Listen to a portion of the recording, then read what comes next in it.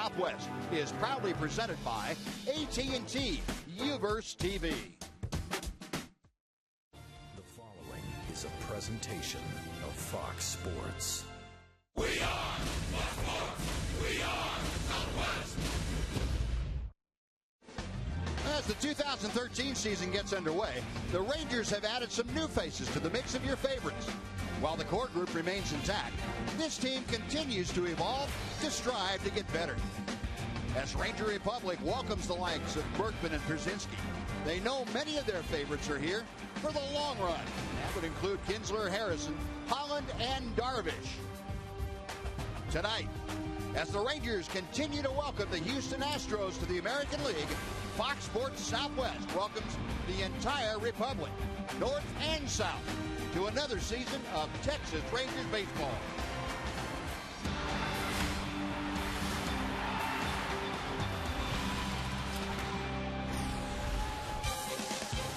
And welcome to Minute Maid Park in Houston. And wherever the Rangers go, it seems like the Ranger fandom shows. And certainly that's the case here in Houston. Tonight, the Rangers try to get a little revenge for having the Astros ruin their opening night on Sunday. It'll be the Rangers and the Astros in Game 2 from Houston. And welcome in, everyone, along with Tom Greaves, Steve Busby. Glad to have you along for the regular season of 2013. Game number 2. And looking for Yu Darvish to start the second game tonight, Tom, and a lot of anticipation for the right-hander. Well, the anticipation is pretty much warranted based on the way he threw the ball in spring training. You know, for about two-thirds of the season last year, he was very tough to hit, but he had a problem with walks. He probably walked about 5.5 guys per 9 innings. He really straightened that out the last 8 starts, and then you saw it in spring training. He struck out 15. He only walked 3, had excellent command all spring. As tough as he is to hit, if he commands the strike zone, it's going to be a good year. And the Rangers are going to rely on Yu Darvish tonight to see if they can get their record even for the young season. Darvish and the Rangers against the Astros coming up next on Fox Sports Southwest.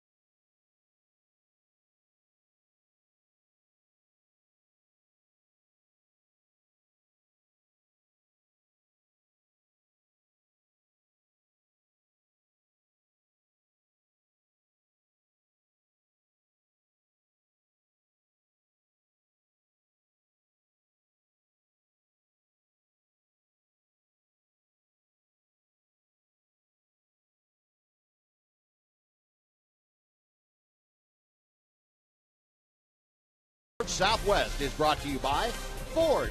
Take the EcoBoost Challenge at your Ford dealer. Ford is the best in Texas. By the wireless receiver only from AT&T Uber. Visit att.com/free for your TV. Rethink possible. And by Progressive. Visit progressive.com today. Now outside, kind of a dreary evening, but inside, the festivity of opening day may be gone, but the Rangers trying to climb back on top. This horse, and the one that threw him here on Saturday night, or Sunday night, I should say, and get back even in the series. Before we get going, let's welcome Patty Smith. Patty? Well, thank you so much, Steve. I figured if Lance Berkman can make the switch from the Astros uniform to the Rangers, so too can I. I've been out here covering the team out here at Minute Maid Park since 2000. Going to do it from a little different perspective. As you guys said earlier, lots of Rangers fans out here tonight. We'll be talking to them. I'll be taking you throughout the course of the night to all different parts of the ballpark. Looking forward to working with Tom and Steve tonight. Right now, we've got to take a timeout, but don't go away. When we come back, we will have the first pitch.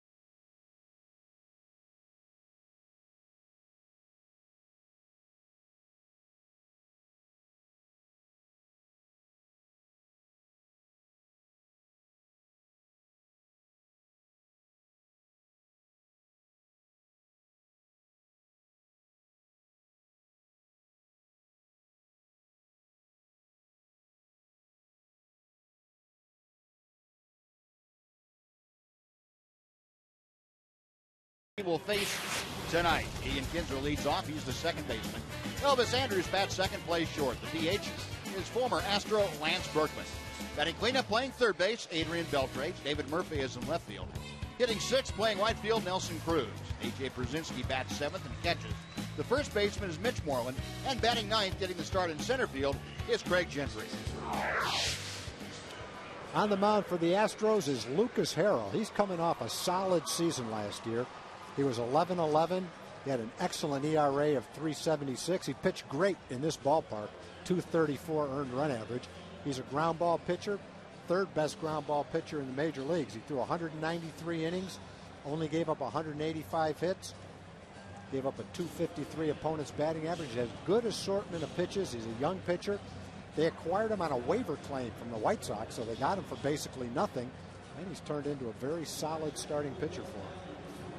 The White Sox basically giving up on Lucas Harrell, and it just goes to show you never know in this game. All of a sudden somebody gives you an opportunity, and Lucas Harrell has taken charge of the opportunity that he's been given by the Astros. Well, we saw him pitch against the Rangers last year. It's not like he was tricking you with smoke and mirrors. I mean, the guy has good stuff. He's got a good arm, and it just makes you wonder how he was pitching with the White Sox or what led to them making him available on a waiver claim. Yeah. When you pick up a guy on a waiver claim that becomes part of your future, you've done a pretty good job. And the first pitch to Ian Kinsler is a bit low for ball one. Kinsler 0 for 3 in the opener, although he did score a run. He takes a strike there. 1-1 the count.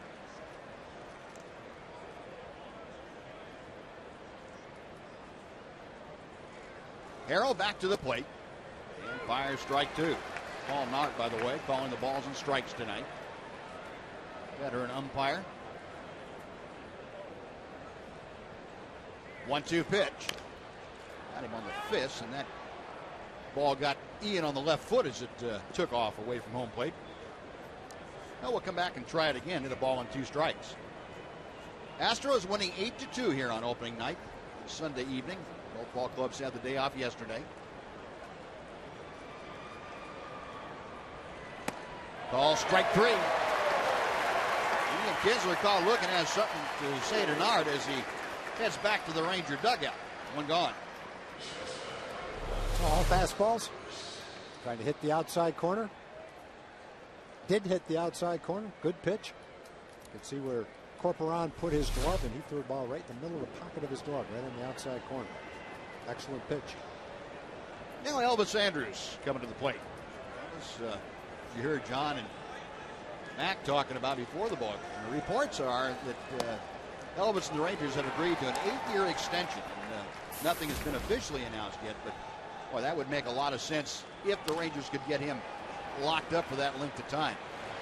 Slow hopper to short. Nice play out there by Gonzalez. There are 2 gone. And the rest of the Astro defense, you saw the shortstop Gonzalez handle the Elvis Andrus ground ball. Carter, Maxwell, and Ankiel left, center, and right. Pena at first tonight. Altuve at second. Fred Wallace at third. Carlos Corporon behind the plate. And Lucas Harrell on the mound. We'll talk a little more about the Elvis Andrus situation. And I don't think anybody has anything negative to say about the anticipation of that becoming a reality. No, and I have to admit, when you talked about Elvis, anyone talked about Elvis and the chances of signing him to any type of a long-term contract, I thought it would probably be less than 50-50, to be honest with you. And I think a lot of people felt that way. What it shows me, without knowing anything about it, if it turns out that becomes official, is that Elvis really wanted to play here. Yep. And that he and his agent, who's Scott Boras, sat down and made it happen. I think that's great. It's great for the team. It's great for him. It's great for our fans. He's a popular player. He started his career here. Hopefully he'll end his career. He brings so much to the party. He's got a great personality. He's smart, has leadership qualities, and he's gotten better every year. So hopefully that will become official soon, and we'll all feel good about it. Berkman going the other way. Shoots one to left for a base hit. Carter over to cut it off. And Lance Berkman now with a 14-game hitting streak here at Minute Maid Park. And that goes back 3 years or so. Well, already in 5 at-bats this year, you've kind of seen the kind of hitter that he is. He uses the whole field. If you pitch him away, the ball's tailing away, he'll hit it away. Third baseman's way off the line, and he shot it down the left field line with authority. Had a couple of hits on opening day. Good line drive hitter. Don't pay any attention to spring training. When the bell rings, he'll be ready. Adrian Beltre takes the first pitch outside for ball 1. Beltre an 0 for 4 here on opening night, although quite a year last year that Beltre has to build on, and he has become one of the most consistent in the game. Nice play by Gonzalez. Long throw to first, and they got him. Oh, what a play by Gonzalez, the shortstop. Fine defense by the Astros. Rangers gone, no runs a hit, and 1 man left. Happening in the books, no score in Houston.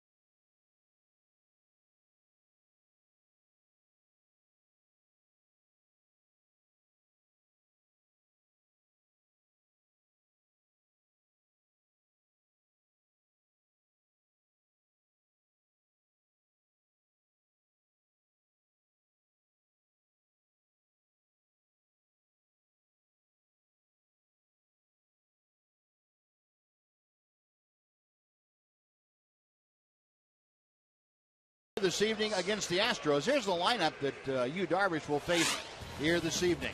Jose Altuve, the second baseman, leads off. Red Wallace bats second, plays third base.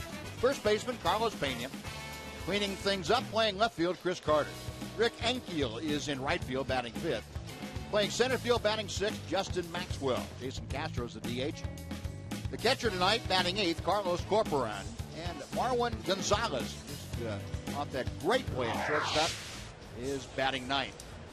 And tonight's starting pitcher, brought to you by Budweiser, is Yu Darvish. Won 16 games last year, struck out 221 batters in only 191 innings. Opponents only hit .220 against him last year. That was the third best opponent's batting average in the league. And in spring training, he was at the top of his game. 3 walks, 15 strikeouts, and a 198 ERA. Jose Altuve starts things off, takes low and outside for ball one. I think if you talk to you, he would say things that he said all spring. He's more comfortable. He's more confident. He feels better having been with the team for a league. He knows the league better. And it all points to everything headed in the right direction for him. And ball two settles a bit low.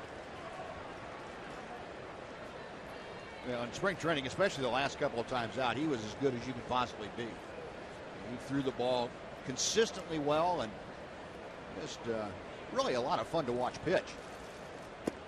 There's a strike to the inside corner.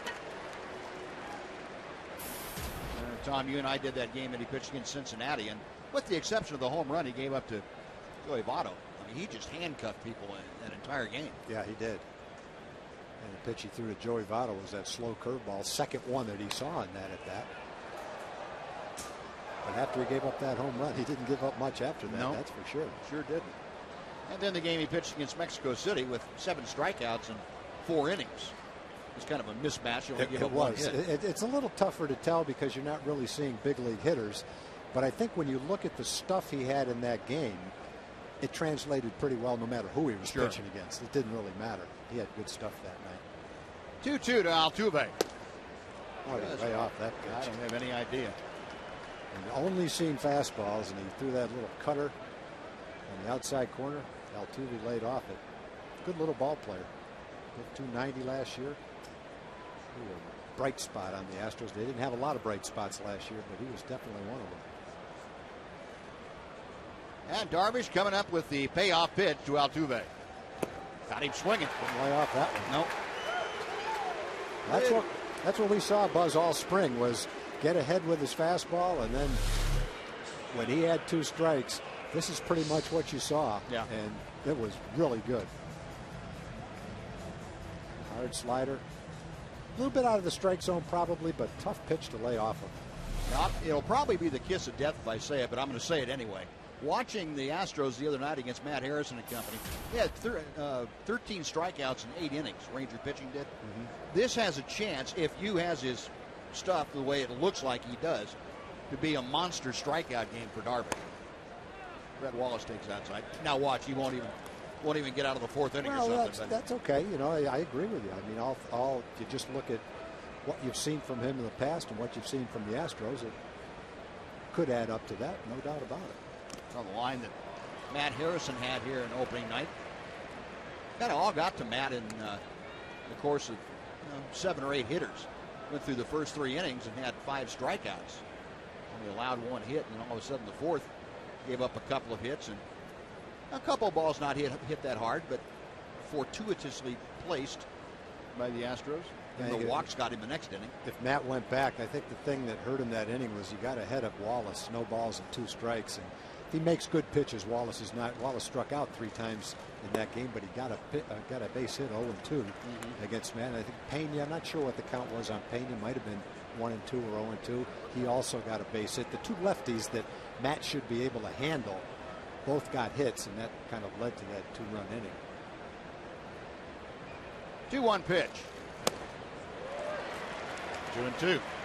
And then the reality of it is the ball that Maxwell hit was a pop up to left field, went 320 feet. It's an out anywhere else but here. Yep. Wasn't a good pitch. It was a hanging breaking ball, but he popped it up, and unfortunately it was hitting this ballpark and it turned into a triple.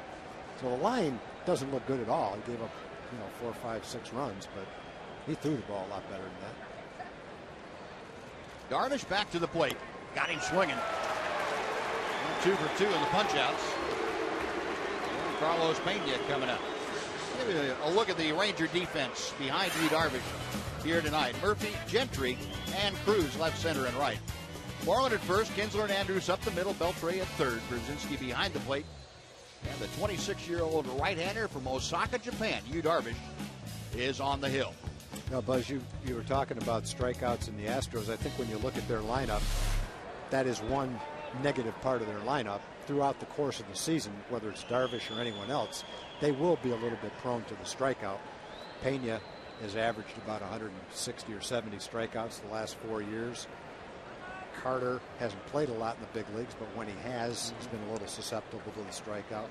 Maxwell last year struck out over 100 times and a little over 300 at bats. So they've got some guys that are a little bit prone to the strikeout. But they've got some power, too, so you've got to make good pitches to them. That's out of play to the left. Giving him a look at that Brett Wallace strikeout, that 2-2 pitch. That thing started out somewhere near the strike zone, ended up and almost hit him in the back leg. It broke so sharply. You hear a lot about that back knee slider, that back foot slider. Yeah. That was it right there. It sure was. Really swing at it and you go, what happened? Yeah. How did it get that far inside? 0-1 the count to Pena. There's that big slow hook that just hangs outside. He hits 1-1. Carlos Pena, one of the guys brought in to kind of fortify Bo Porter's lineup. And they said the reason they brought specifically Pena and Rick Ankiel in was because they appreciate the effort they make to mentor the young players, if you will, and also what they had offensively, but primarily how they fit into the club. And then Astros are very upfront about things. Bo Porter is not rebuilding. He won't use the word rebuilding, but they're retooling. Let's put it that way. They are building something here, and they're trying to get it done as quickly as possible. That's outside. 3-1 to Pena. One thing, we talked briefly about Pena, and he is susceptible to striking out. He also walks a lot, too. If I were going to bet this year, I'd bet he's going to walk 87 times. How many times has he done that? 3 out of the last 4 years, he's walked 87 times. Exactly 87 times. 3 out of the last 4 years. That's amazing. The other year, he walked 101 times, so he'll make you throw strikes. 3-1 pitch pulled to the right side. Ian Kinsler from straightaway right field goes to first. And that'll do it. A couple of punch-outs and a ground ball. Astros on in order. We have finished one at Minute Maid. Rangers and Astros scoreless on Fox Sports Southwest.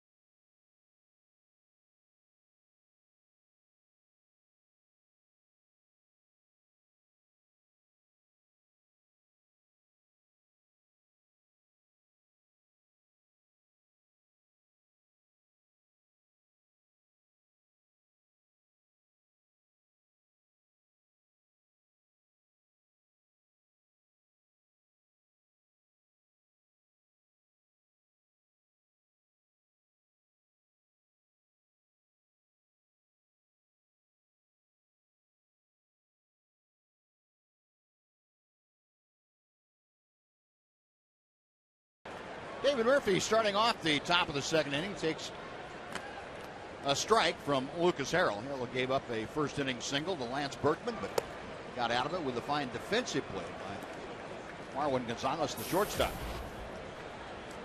Murph, as usual, hitting well here at Minute Maid and against the Astros. 1 out of 3 in the opener here on Sunday night.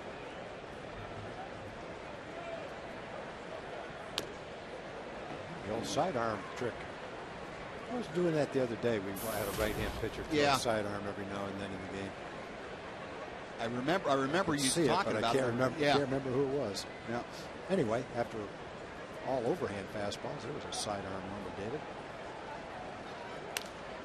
And Murphy gets fisted, but fights it off foul over the Ranger dugout.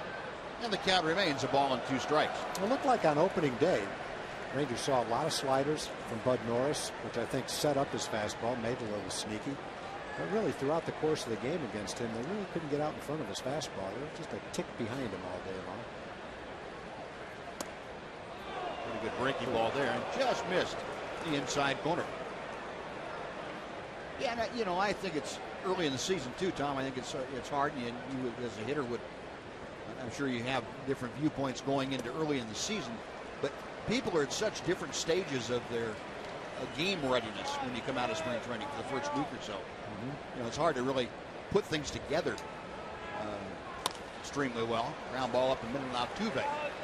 To his right, off balance throw, and Murphy's retired, 1 away. The fans, join your favorite Texas Rangers at this year's Park Place Dealerships Triple Play Game Show Spectacular. That's coming up on Sunday, May 5th at the Hilton Anatole. Ranger players will compete in game shows, and exclusive Ranger experiences will be up for bid at the auction. Learn more at TexasRangers.com/triple play. 1 gone, and here's Nelly Cruz. Takes strike 1. Cruz had a couple of hits in the opener, 2 out of 3. Also drove in one of the 2 Ranger runs on Sunday night. 1-1.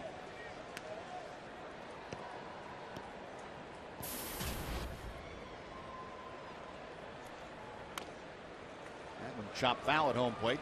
And again, Harrell dropping down a little sidearm.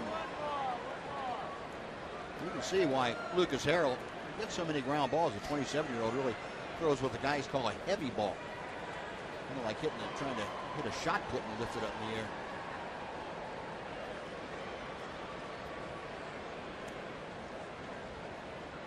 Then they're trying to let the owl get out of that foot. Now he's back in there ready to go. High in the air to right field. Long run for Enkiel. And right at the wall. That ball is about 4 rows deep. Only 5 feet of foul territory once you get down to where the stands jut out. Not a whole lot of room down either line here at Minute Maid. Right there where the ball boy is at that point down to the corner. In each corner. It's in left field. You have 5 feet of foul territory before you run out of room and have to have a ticket to catch those foul balls. Again, the 1-2. A good rip, but that was a hanger for him, and Nelly fouled it straight back.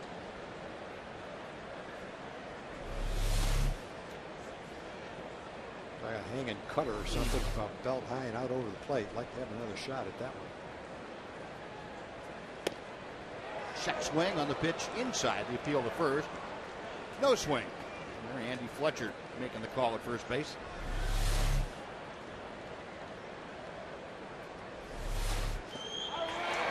Good breaking ball this time, and Cruz down on strike. Second punch out for Lucas Harrell. There are 2 away for A.J. Pierzynski.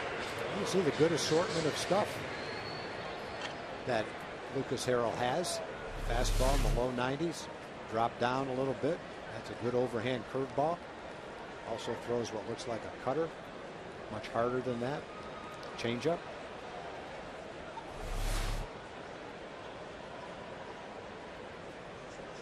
Pierzynski bluffing a bunt, and he takes ball 1. AJ 1 for 4 in his first Ranger game. First game in a Ranger uniform. Last year again, a Bulldog behind the plate, 135 games for Brzezinski.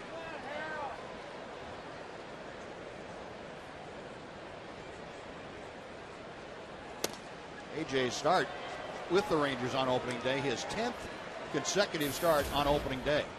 Goes back to his time with the Twins and the Giants and, of course, the White Sox. 3-1 now.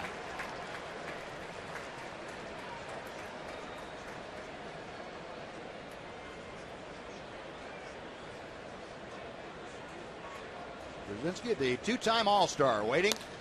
Hits it well, left center field. Maxwell going back, has plenty of room. That's the big part of the ballpark, and that'll do it. Rangers go in order. We've played an inning and a half. No score in Minute Maid. Rangers and the Astros on Fox Sports Southwest.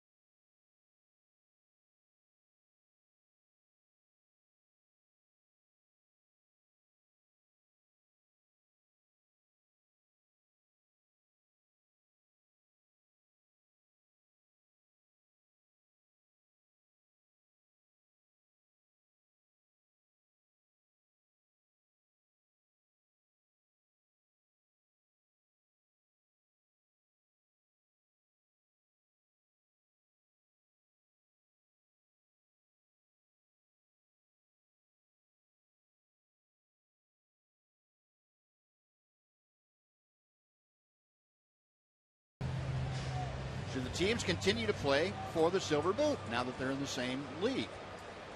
And A is yes, Silver Boot, or B, hashtag no, Silver Boot. Go to Twitter and pick your answer, and we'll give you the results later on in the ballgame. Do you tweet, Buzz? I do not tweet. I have. Do you think like we should? Like, are we old and missing the boat on something we should be more up on? You know, I probably should, but I think there are a whole bunch of things that fall into that category. But I probably should, and I don't. Chris Carter's starting off, and he fouls the first pitch back. You know, I probably should eat less fatty foods, and there are a few things like that. It's hard for me to do. You know, you get in the habit. And I will say though, my kids have they get all over me every chance they get about Twitter and Facebook and all that stuff. I'm antisocial as far as they're concerned, not being on there. Yeah, I think mine look at me the same way too. But that's okay. Oh, well, I don't. That's the way it goes. That is. We have other assets. What? Technology's not one of them. Yeah. Well, it just is a reminder to them their father isn't perfect and never has been, never will be. 2-1 the count. Chris Carter, the cleanup man, in an Astro uniform here this year.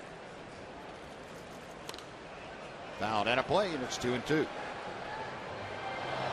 Remember Carter with Oakland last year came up and had 16 home runs and fewer than 70 ball games.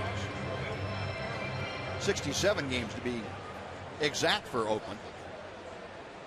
He's doing a lot of damage in a hurry. And he came over here in the offseason. Part of the trade that sent Jed Lowry to the A's. That pitch is fouled back. Well, he had like a hanger there to work with from Darvish, and missed it. It's still 2-2. Yeah, Darvish has thrown some good sliders so far, but it doesn't appear that he's got his good fastball yet in the game. We saw his fastball the last couple of times we saw him pitch was right at the low, maybe 93, and got as high as 96 or 97. Haven't seen that yet in the game. Breaking ball is wide of the mark. And the count is full to Chris Carter. Carter leading off the second inning, trying to get aboard. He is hitting in front of Rick Enfield, veteran pitcher turned outfielder. Back to some of the fastballs he threw in the Cincinnati game, especially the one we talked about that he struck out Joey Votto on. And he was throwing mid-90s with his fastball, and then also against the Mexico City team, he was pretty much spotting it on both sides of the plate.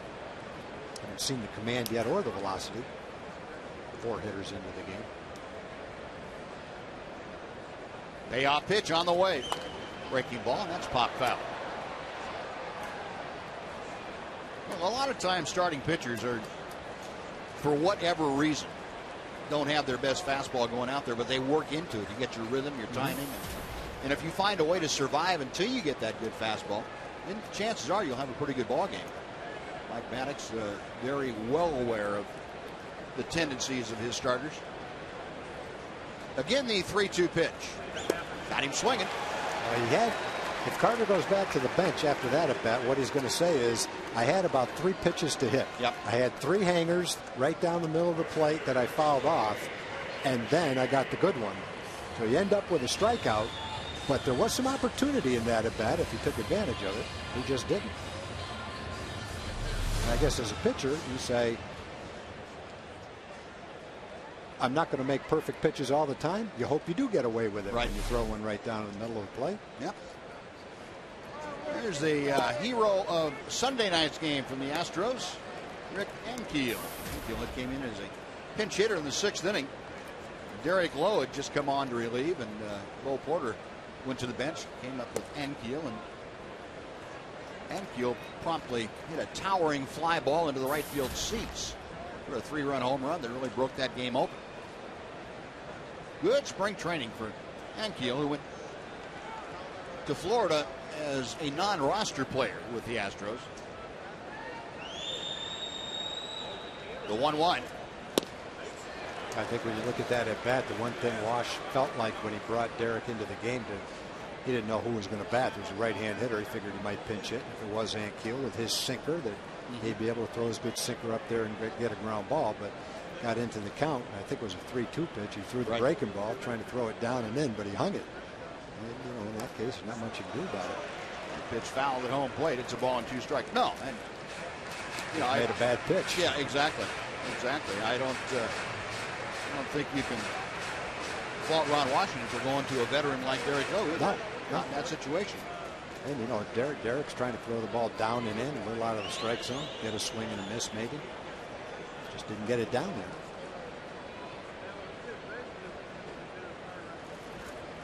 Breaking ball, got him swinging, pulled the string. Dude drop in right there. That is 4 punch-outs in 5 hitters. So 2 gone. And as Justin Maxwell comes up, let's say hello to Patty Smith again. Patty? All right, thank you so much, Tom. I'm out here in the stands, as we said. A lot of Rangers fans out here, and I think I found an entire section of them. You guys did a little traveling to get here to your team? I'm from Oklahoma. I used to bring John here to the games when he was a little boy. And he lives in San Antonio. He invited me to come, and I couldn't turn him down. We've been big Ranger fans for years. Awesome. And Bronco over here brought his flag. I know you're excited here. You told me you came a long way and wanted to see Hugh Darvish pitch. I love Hugh Darvish. I've never seen him pitch before, and this is just great. And I think Rangers, Texas team, obviously, All right, a lot of Rangers fans out here enjoying the game, guys. Obviously, you said they travel well, and they do indeed. Thanks, Patty. Yeah, they're having they always have a good time, too, no matter where they are. You're going to love that. A Texas team, the Rangers. Fastball, call, strike, and Darvish getting that fastball going a little bit. There's 94. Justin Maxwell had 2 triples here on Sunday night. One was almost a little excuse me swing to right. One was an excuse me swing to left. 96. Good call, Buzz. Just had to work up to it a little bit. Excuse me, I'm going to leave on that. 3 punch-outs. Struck out the side in order. 2 in the books. No score on Fox Sports Southwest.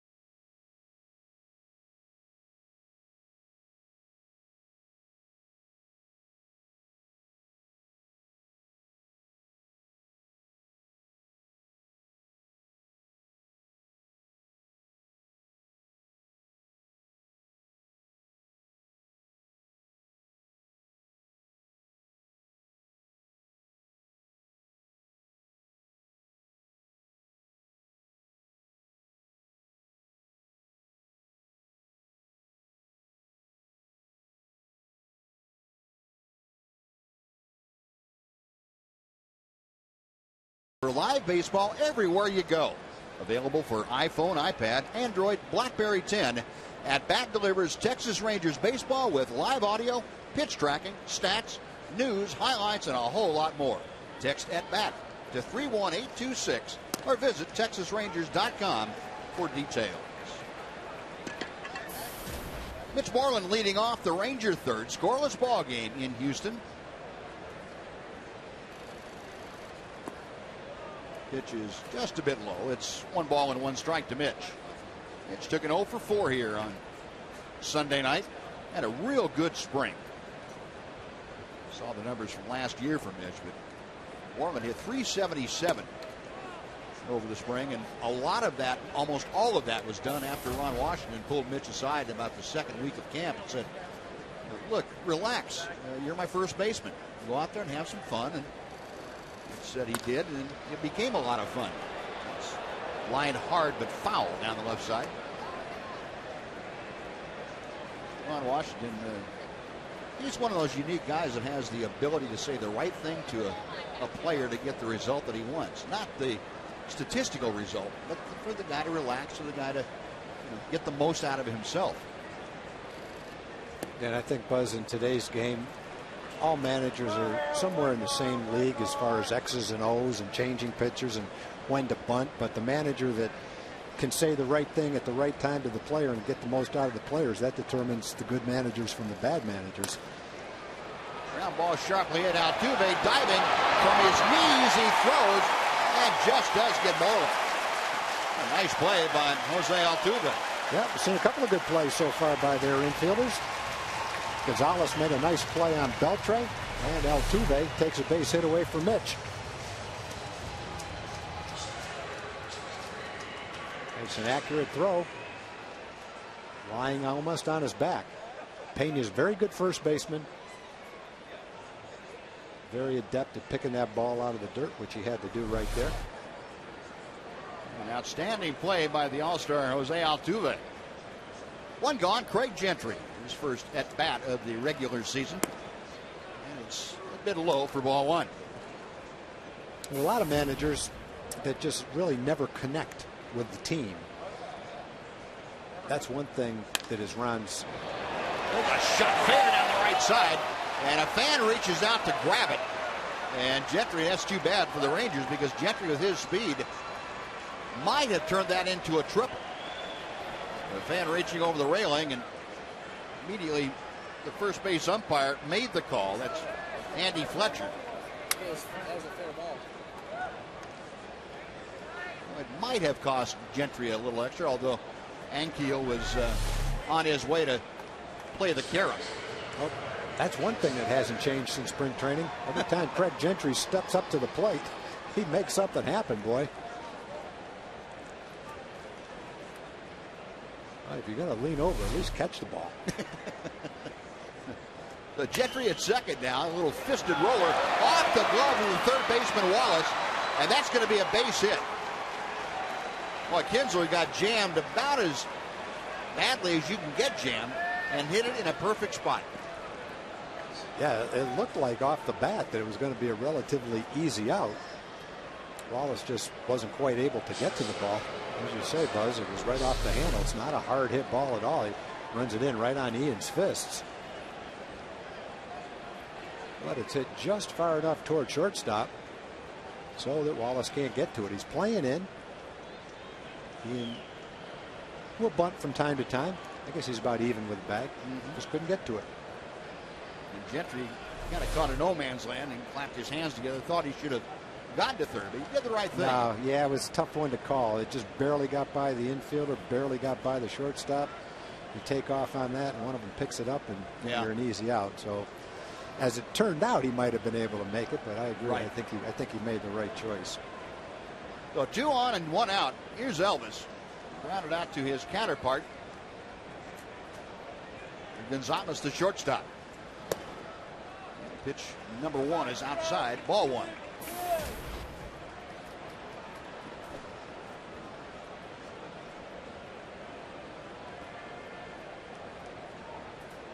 Gentry, a double, is at second base. Infield single for Kinsler. He is at first. Harrell to the plate. Misses inside. 2-0. The Rangers making some noise here in the third inning of game number 2.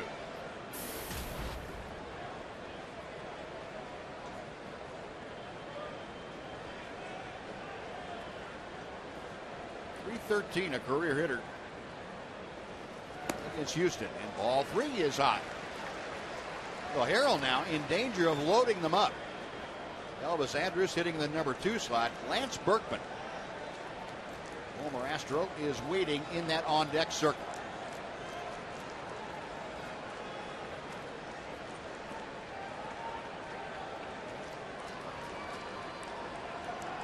Elvis back in. A couple of Astros went in to try and encourage Harrell. Throw some strikes. 3-0 pitch is low and outside. Ball 4, and that will load him up for Berkman.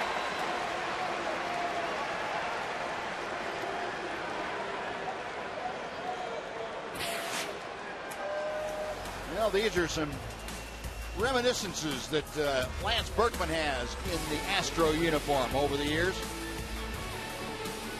One of the greats here in Houston. 1999 to 2010, Lance Berkman wore the Astros uniform. And he's in a spot here to do some damage against his former team. Bases loaded, 1 out here in the Ranger third inning. Scoreless ball game. Berkman, an opposite field single his first time up. Harrell will work from the stretch and deals on the inside corner for strike 1.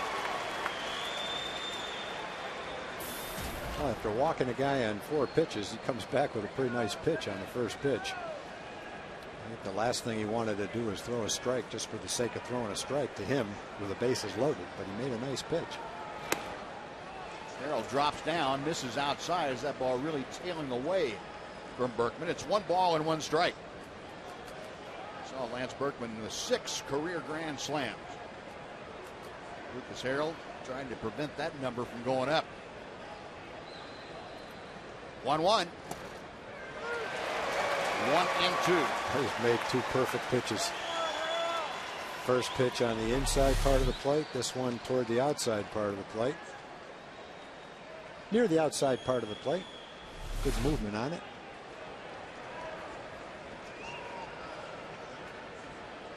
Harrell, a long look in. Berkman waiting.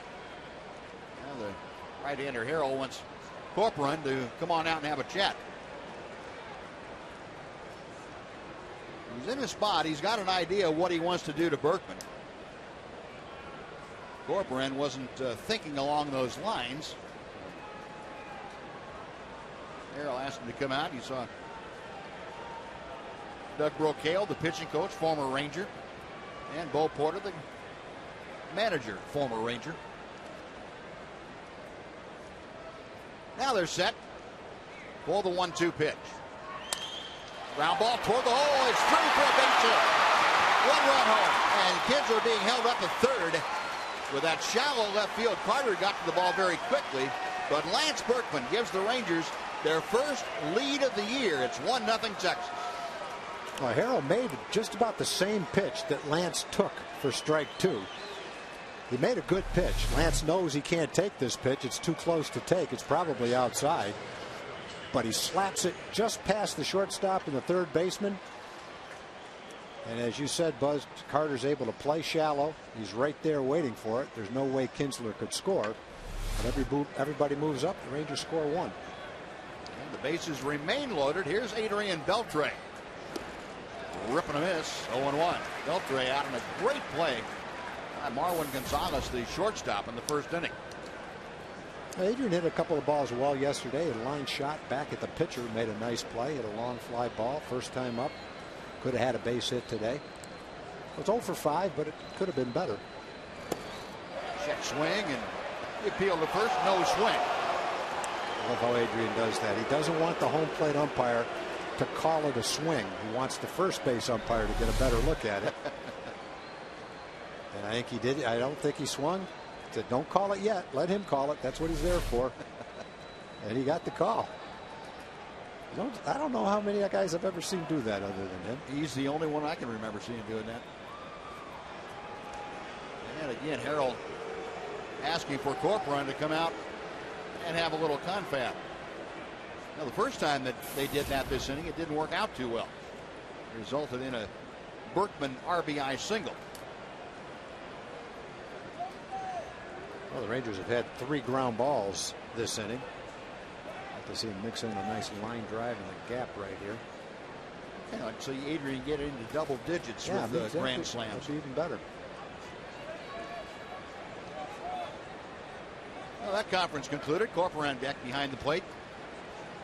A ball and a strike. The count to Beltre. 1 out. Bases full of Rangers. A run across here in the 3rd inning. Inside. It's 2-1. Beltre got his motor running with those feet churning.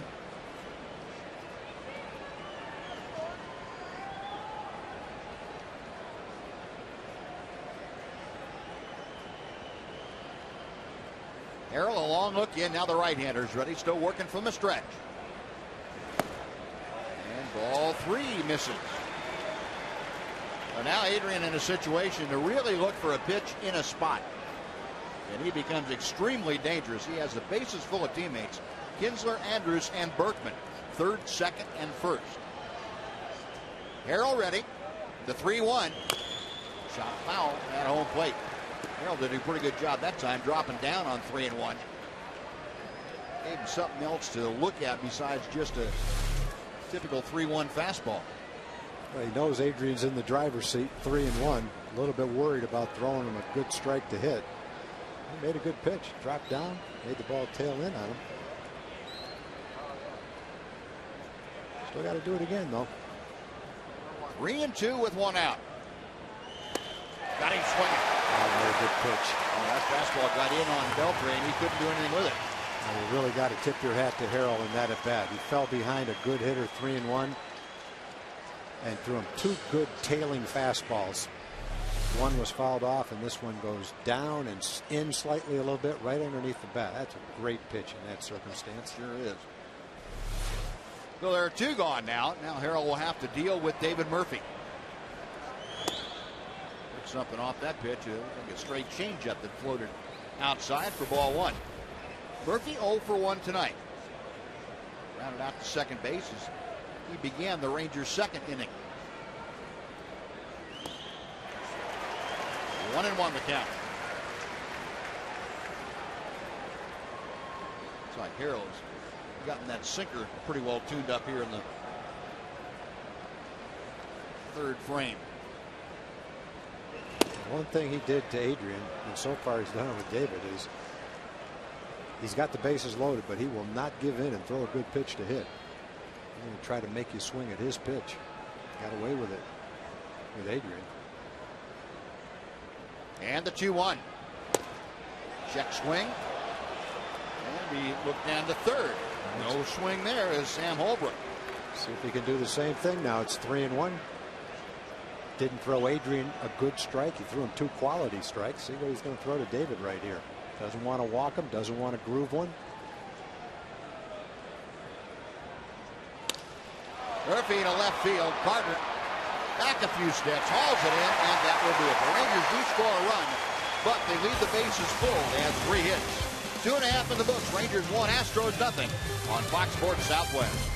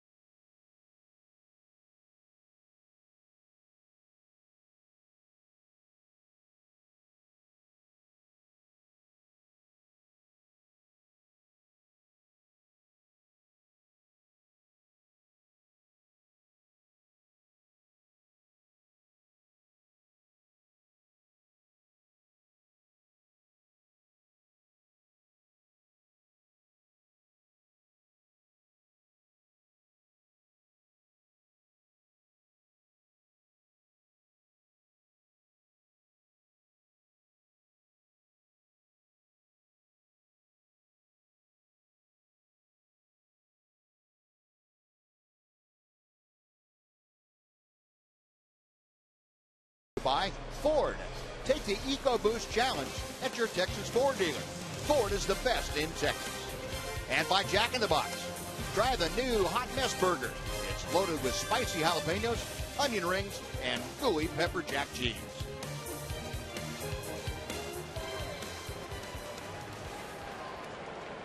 Bottom of the third inning has arrived. Rangers leading 1-0. Yu Darvish back to the hill, and he faces the bottom third of the Astros order. A little weak ground ball on the first pitch off the bat of Jason Castro. Kinsler takes care of that. 1 away. And let's go back to our Fox Sports Southwest studios for a Mazda game break. Here's John Radigan. John?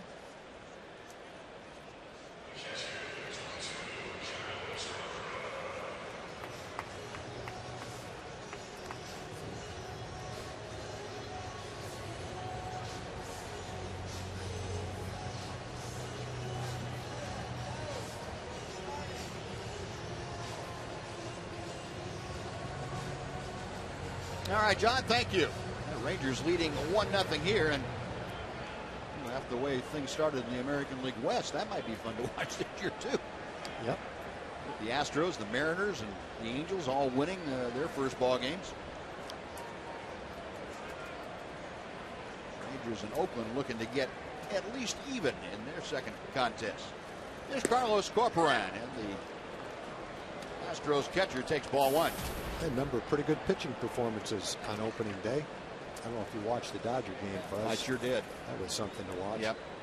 Some of those curveballs that Clayton Kershaw threw. No one in the world could have hit those. Then he hits a home run to top it. Man, what a day. He just was a one-man poster for no DH. That was something. Yeah. King Felix pitched into the 8th inning, shutout ball. ball and a strike to Corcoran. Switch hitting catcher up there from the left side. And Darvish misses low. It's 2 balls and a strike.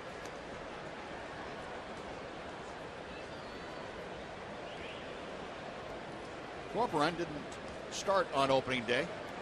Jason Castro was the catcher for the Astros. Yeah, one thing Bo Porter's done is he's gotten 3 guys that didn't play the first game into this game. Trying to keep everybody involved right off the bat. Barnes, Cedeno, and Dominguez all played on opening day. They get today off.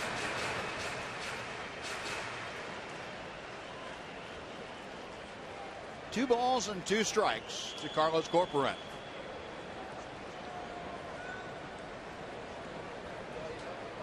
Darvish back to the plate. Pulled foul down the first base side by first base coach Dave Clark, and we'll come back and try it again at 2-2. Well, Yu Darvish,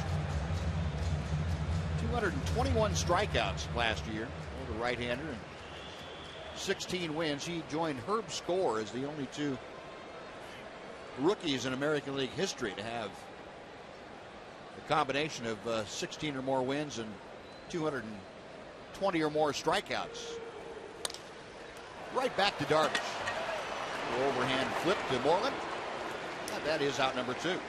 Well, speaking of strikeouts, I didn't realize watching the Braves game that Kimbrel, the closer for the Braves, had set the all-time record for strikeouts per 9 innings with at least 60 innings. Almost 17 strikeouts per 9 innings. Incredible. They said the guys doing the game last night said he struck out 50% of the batters that he faced. Yep. They're not doing the National League. You don't see those guys all the time, but I didn't realize that he had that kind of year.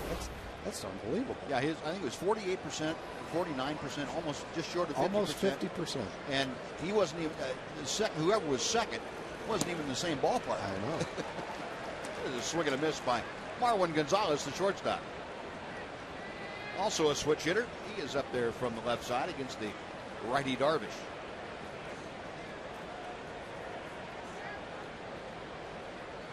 Oh, 0-1 the count. 2 outs, bases empty. Rangers on top, 1-0. That slow hook that settles just out of the strike zone. It's 1-1.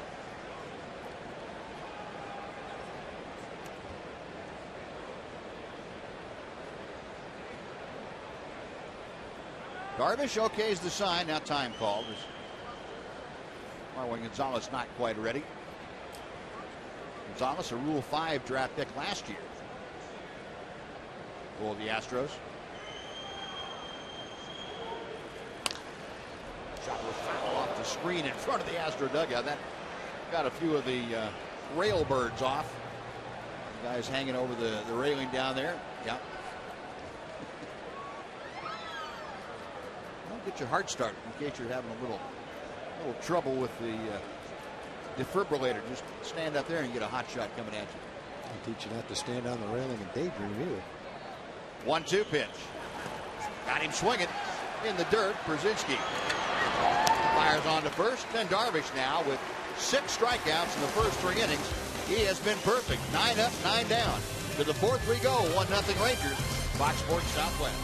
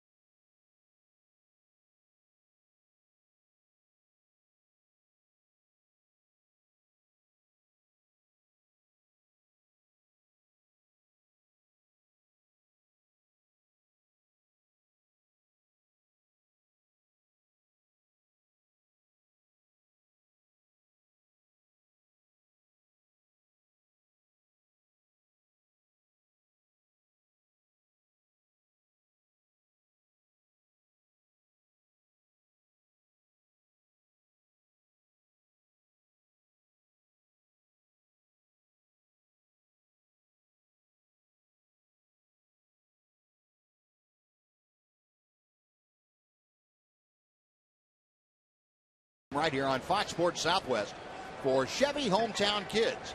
It's not about the score, it's about the experience.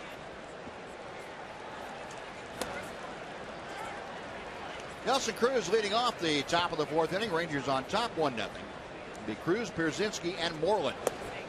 And strike two is delivered by Lucas Harrell. Cruz down swinging his first time to the plate. Nelly, a .500 hitter in the early going of the 2013 season. Just off the edge. Was kind of nudging the black part of the plate, and Harrell didn't get the call. 1 ball, 2 strikes. First time through the lineup, he started the hitters out with a lot of strikes. Rangers were up there looking at a pitch. That ball's hit pretty well. Dead center field. Maxwell back. He is at the wall and makes the catch up against the paddle.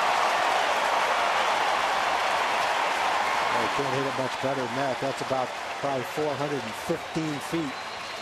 Almost the deepest part of the ballpark. There aren't many places where that's not a home run. But unfortunately, this is one of them.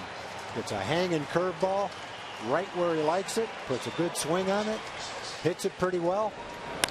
Just the wrong part of the ballpark. I think Nelly was a little surprised, too, that ball didn't. He felt he got most of that. Yeah. I thought he did. I did, too. Since the first time through the lineup, and occasionally you get a good pitch to hit on the first pitch, but boy, after that, he is going from one side to the next. Yeah.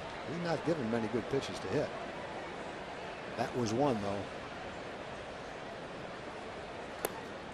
Going into Pierzynski. AJ, a fly ball to center, his first time up there. He did some nice pitching to get out of that bases loaded 1-out jam. He got Beltran and Murphy on both of them on 3-1 counts. Strike two hits the inside corner.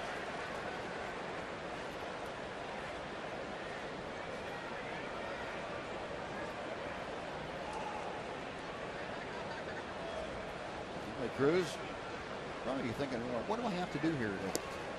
The pitch up and in, and all Pierzynski does is turn his shoulder into it. He will take first base. Carroll's saying, hey, he leaned right into it. Yeah, you're right. A little bit of padding right there. Right. Don't have to shy away too much. I don't think he leaned into it, but he sure didn't try to get out of the way too quick. Watch that elbow. It kind of sticks back out there a little bit. That happens. That body armor makes hitters a little more willing to do that. The 1 on, 1 out. Here's Mitch Moreland. Moreland out on a fine play by Jose Altuve in the third inning.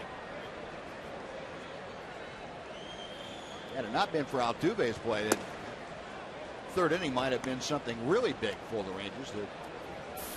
Altuve dove to the outfield grass and just did get Moreland. He was leading the inning off. And then 4 consecutive Rangers reached, with Lance Berkman driving in a run with his base hit. And then Harrell got a strikeout and a fly ball to end things. Moreland takes low, and the count moves to 2 balls and no strikes. Bobby Bragan always said you can't hit the ball with a bat on your shoulder. Right. I'm making the call right here. It's been a while since you did I know. that. I let too many games go by. Okay. Kept the bat on my shoulder too much last year. I'm going to dedicate this one to Bobby Bragan. Okay. Oh. Take it back. The 1-6-3 won't quite get the ball out of the yard, but that will do it for the Rangers. Well, the hit batter removed on that double play. 3.5 in the books. Rangers by 1 on Fox Sports Southwest.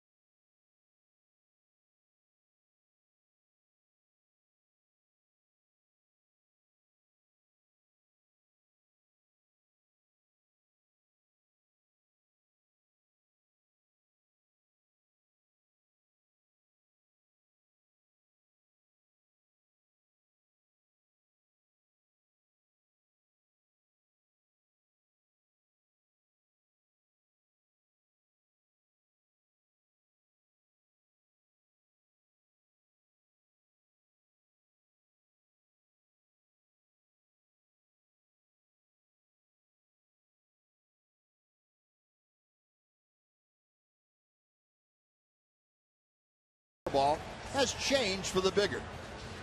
Speaking of change for the bigger, how about those? That might be the greatest mustache ever. That puts Raleigh Finger's mustache to shame. Oh, it does. You're right. Wow. That guy ought to be in the Hall of Fame. Look at that thing. That's a longhorn mustache, isn't it? I think it's like a bird. He's got like a bird in his mouth, and those are the wings sticking out. That's impressive. Man.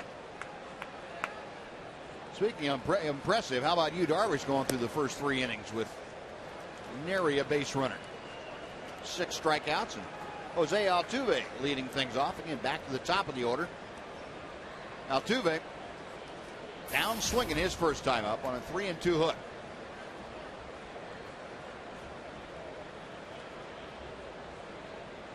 Darvish from the stretch. And that breaking ball stays high. It's 2 balls and no strikes.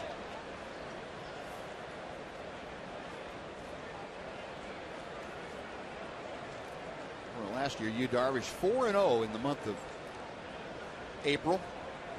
Got the American League Rookie of the Month. Altuve. This guy's an out of play down the right side. It's 2-1.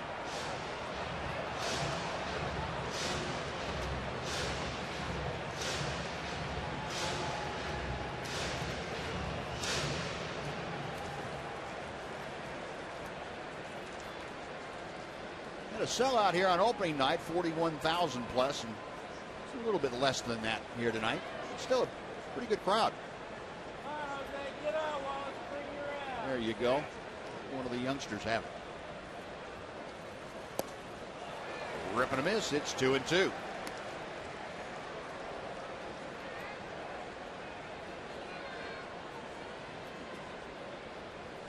Darvish 4-0 with a 2.18 ERA last April. That encompassed his first 5 games. Worked 33 innings in his first month of play. That's back to the screen. Still 2-2 now to Altuve. Darvish ended up working 191 innings last year. Ron Washington, Mike Maddox. I think privately they too say, wow, what a year that was for the young man. I don't think you talk to anybody that's around the Rangers that wasn't extremely impressed about how many things he had to get acclimated to in his first year over here. That's flowing outside, and for the second straight time now, Altuve has a 3-2 count. Got new culture, new baseballs on the minor side of things, minor importance. But all the way from one extreme to the other, everything in between, and he just handled things flawlessly, I thought. Darvish ready. The payoff pitch coming to Altuve. Got him swinging. Well, you got him 3-2, and so here it is again. And he got the same result. Strikeout number 7 for Darvish. Pretty much the same pitch he struck him out with, 3-2 the first time up. And Altuve last year hit 290, and he's not a guy that strikes out very much. But 3-2, you're just anticipating a little bit better pitch to hit. And that sharp breaking ball down and out of the strike zone has gotten him twice. 1 away here is Brett Wallace to face Darvish. Wallace also went down swinging in the first inning. Out of play to the left.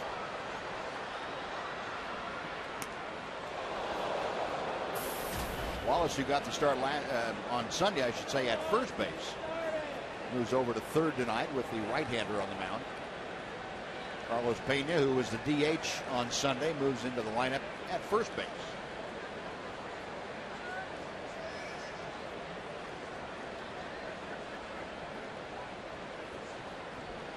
No balls and a strike.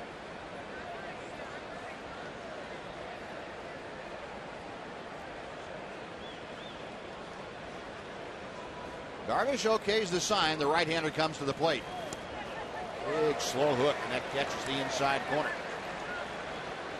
He'll throw the slow curveball, and then he'll throw another one, I don't know, maybe 7 or 8 miles an hour harder. looks like it's going to break the same way. It just comes in a little bit harder, a little bit sharper. Tap foul. That was it. That was it right there. Yeah. So he not only changes speeds with his other pitches, but he has two different curveballs, two different speeds on his curveball.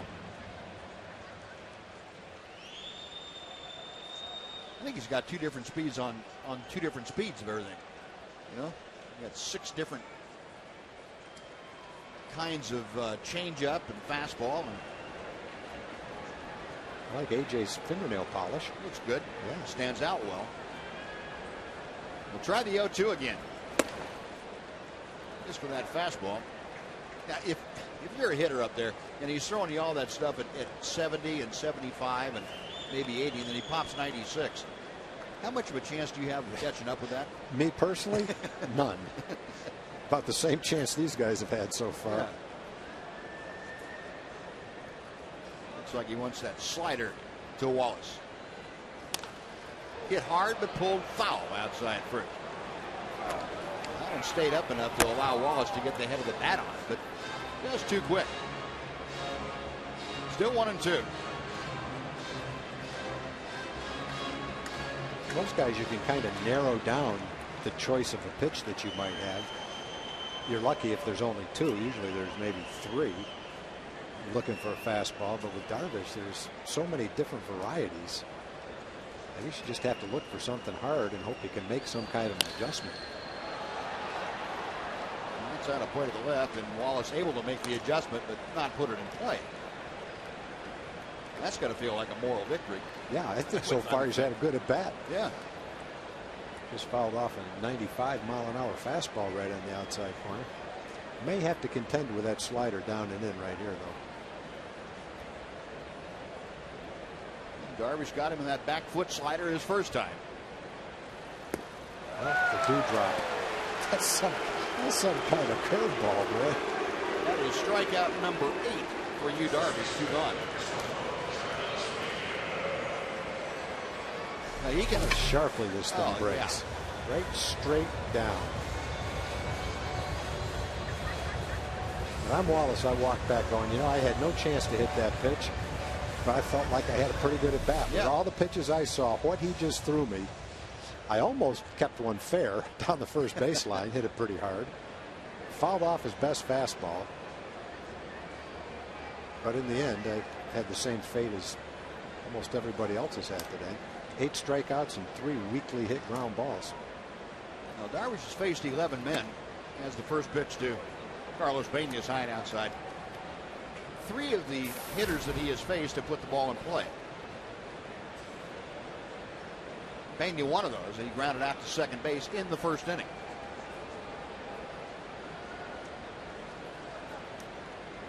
One ball, no strikes.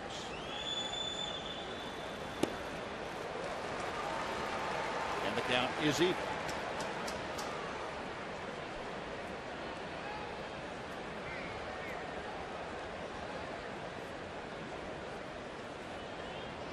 See Pena with that kind of look of disgust on his face. I'm not sure he thought that was a very good pitch to swing at, but he looked like he was saying that may be the best pitch I see. Got a better chance of hitting that than those breaking balls down.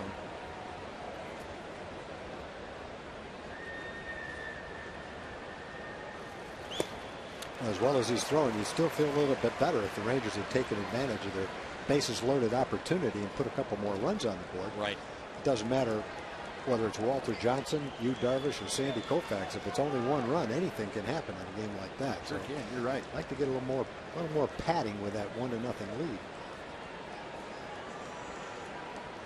I was watching some highlights today. They showed Walter Johnson pitching on opening day. Now, who knows how hard he threw? You hear old timers say he was as hard a thrower as anyone ever.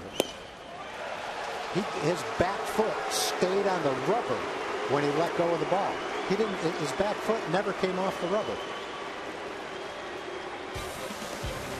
3 up, 3 down, 3 more punch out. We'll go to the 5th. 1-0 Texas.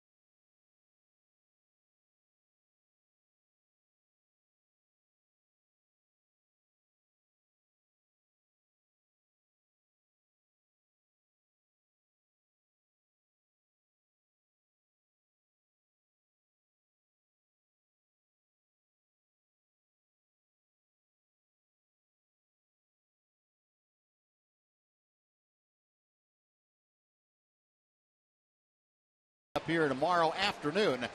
Day off on Thursday, and then the opening homestand Friday afternoon at 1 o'clock. The Angels in town. Then Saturday and Sunday night, Tampa Bay will be in after that to conclude that homestand. Then it's on the road once again to Seattle and Chicago.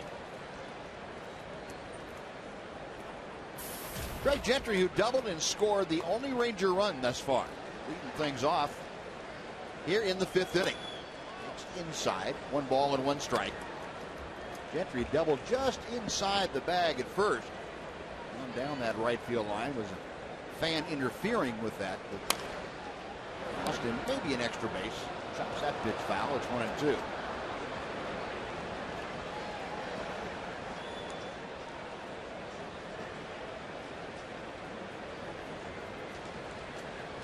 Gentry hitting the number 9 slot. The first start in center field. Call strike 3. He's made a lot of good pitches, boy.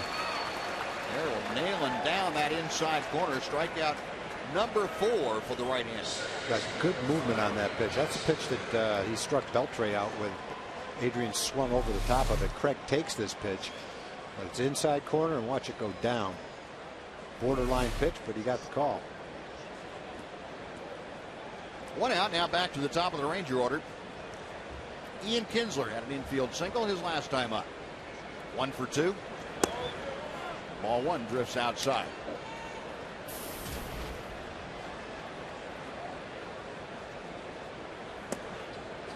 And a knee-high strike evens the count to Kinsler.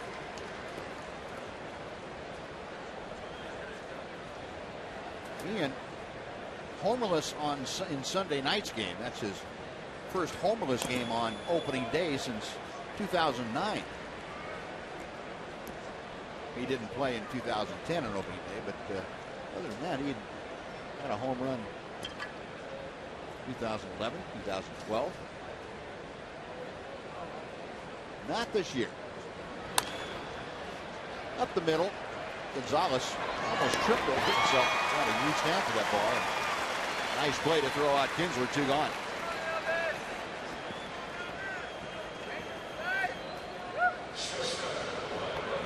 Well, the base is empty, and Elvis Andrus will come up for his 3rd time to the plate. Elvis, a ground ball to short and a walk.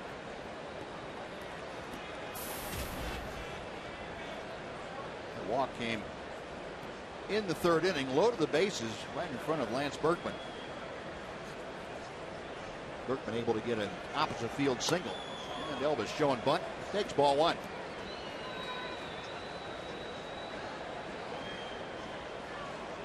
Darvish. Not a lot of friends in the dugout right now. Nobody's talking to him. You notice that? Guys are really superstitious about that. They're all thinking they're glad they're not having to hit off him. Although Lucas Harrell was pretty tough too. Yes, he has. Pitching against a little bit better lineup too. 1-1 pitch. 2-1.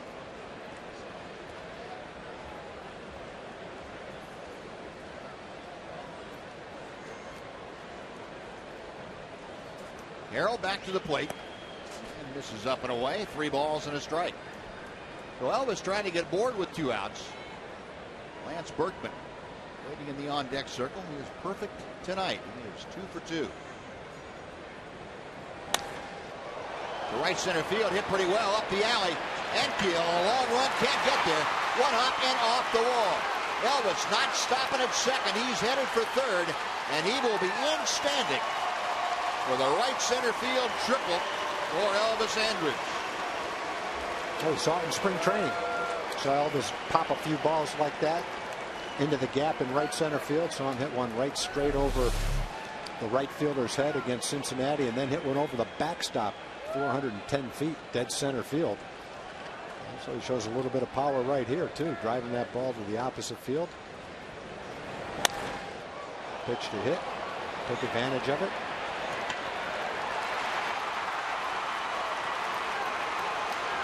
Oh, you can see Elvis do it. He was thinking extra bases right out of the box, but when he turned first, all of a sudden he was thinking 3. Yeah, it's one of those 2-out triples where you go in standing up, you take the triple. Yep. Now you can score a wild pitch or a pass ball or infield error, any of those things. Here's Lance Berkman, who's 2 for 2. Ball one is a bit low. The Lance now 4 out of 6 this young season. Drove in his first run in a Ranger uniform with a single in the third. 2-0 the count. I don't think that Lucas Harrell is really interested in giving him too much to hit. No, if I'm Harrell, I'm not throwing him a strike.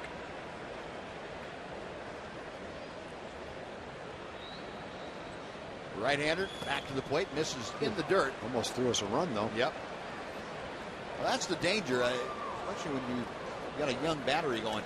Try to pitch around a guy, and you're so careful not to throw him a good pitch, you end up throwing one to the backstop, and it defeats the purpose. I always thought that's a pretty tough assignment for a pitcher when you tell him, okay, I don't care if you walk him, but don't walk him on purpose. Just don't give him anything good to hit. No, the fourth one intentionally thrown wide. That'll go down as an intentional walk for Lance Berkman. It puts runners at the corners and 2 outs for Adrian Beltre. It's one thing if you're facing kind of a wild swinger and you want to try to pitch around him.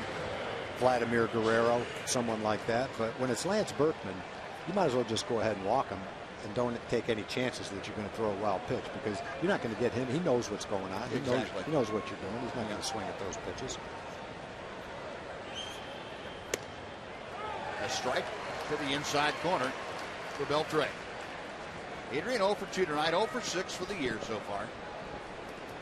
Rob back in the first inning. Nice play by Marwin Gonzalez, the shortstop.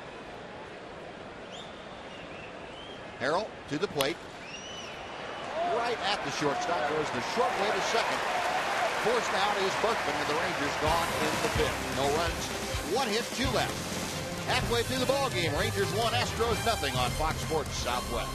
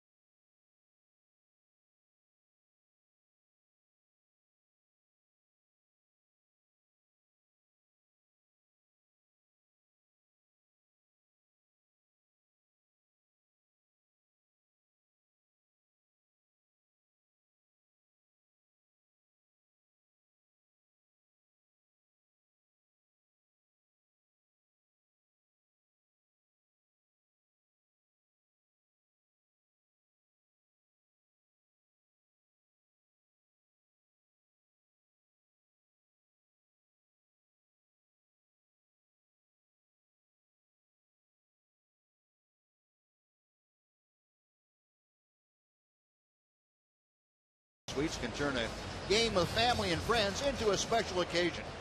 For your group of 10 to 200 to watch Rangers game in style, visit TexasRangers.com/suites, or you can call 972-RANGERS. Darvish back to the hill. He has faced 12. He has retired 12. And Chris Carter, a fastball up and in. He's got to bounce back out of the way from real quick. It is 1 ball and no strikes. Carter, a strikeout victim in the second, as he led off. 9 strikeouts through the first 4 innings for Darvish. Looked like Carter realized how close that ball was coming to him. Yeah. Didn't really show a lot of anxiousness to get out of the way. breaking ball and a swing and a miss.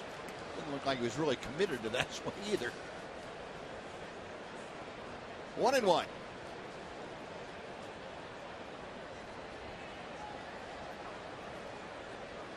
Carter waiting, Darvish ready. 2 balls and 1 strike.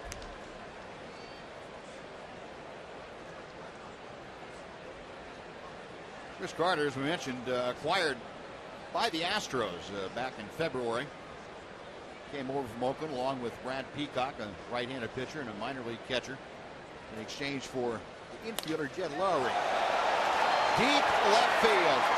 Murphy back at the wall right in front of one of the garage doors and makes the catch. I thought Nelly's ball was gone, and I thought that ball was gone too off the bat. First ball they've hit with any kind of authority near the good part of the bat. Carter gave it a ride, but right in front of the wall. Gets a fastball. Might have hit it a little bit toward the end of the bat. He's a big, strong guy. Let's see. I think he hit a little bit toward the end of the bat. Didn't get it all. Well, that's the point you were bringing up the last inning, Tom, about 1-0. Boy, you make one mistake and they hit it on the screws, and all of a sudden you get a tie ball game. Yeah. I like to have a little bit of extra runs to work with. Ground ball foul outside of first. It was a nice play by Mitch Moreland. To love it. And we'll come back and try it at 0 balls and 1 strike to Rick Ankiel.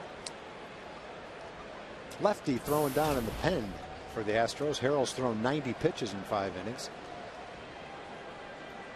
He's thrown very well. The Rangers have taken a lot of pitches, though. They've kind of worked the pitch count to get them to 90 pitches through 5 innings, even though they haven't done a whole lot offensively.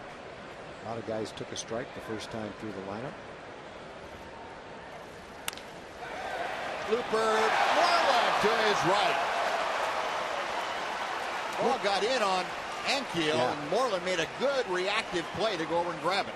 It looked a little better coming off when it came off the bat, but as it turned out, he got jammed and really didn't jump off his bat. Got it in on his fist, as you said, Buzz, and Mitch is right there to snare it. Well, the 2 best opportunities are the 2 closest calls that the Astros have had coming in this inning. Long fly ball from Carter that was corralled out there in left field, and Rick Ankiel, a little humpback liner that's caught by Moreland. Actually, it missed by Maxwell. Wouldn't be a bad thing as far as the longevity of you in this game if you could have a quick inning by having to put the ball in play early in the count.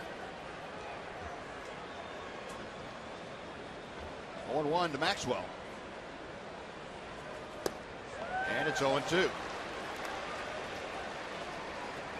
Darvish struck out 2 in the first inning. He struck out the side in the second.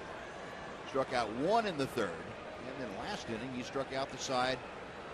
And here he is, not struck out a batter yet, but it's ahead of the count. 0-2 to Maxwell. Pitch on the way. Call strike 3. That is strikeout number 10 for Darvish. And he is perfect through 5. Rangers coming to bat in the 6th inning, 1-0 Texas on Fox Sports Southwest.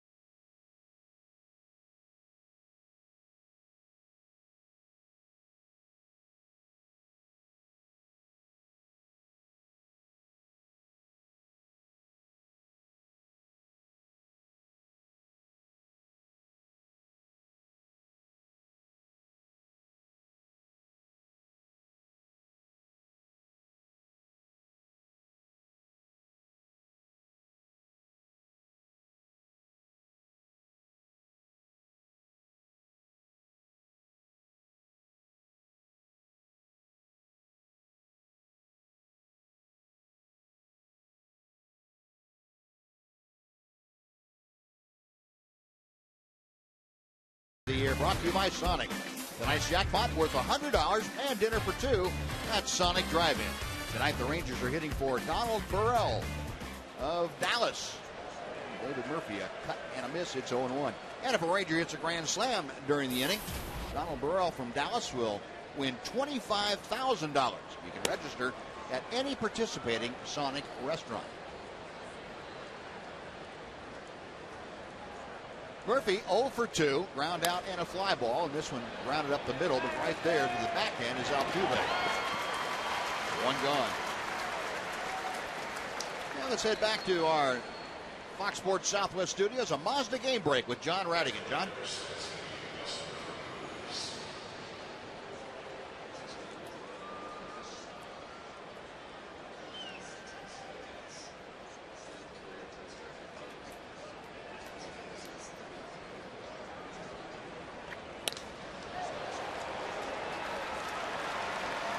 All right, John, thank you. Well, Nelly Cruz finally found a way to get one to fall in and hit it on a line somewhere. Last time he had driven Maxwell, the center fielder, all the way back to the wall, and this time he just shoots one to left for a base hit. A one-out single, and A.J. Pierzynski coming up.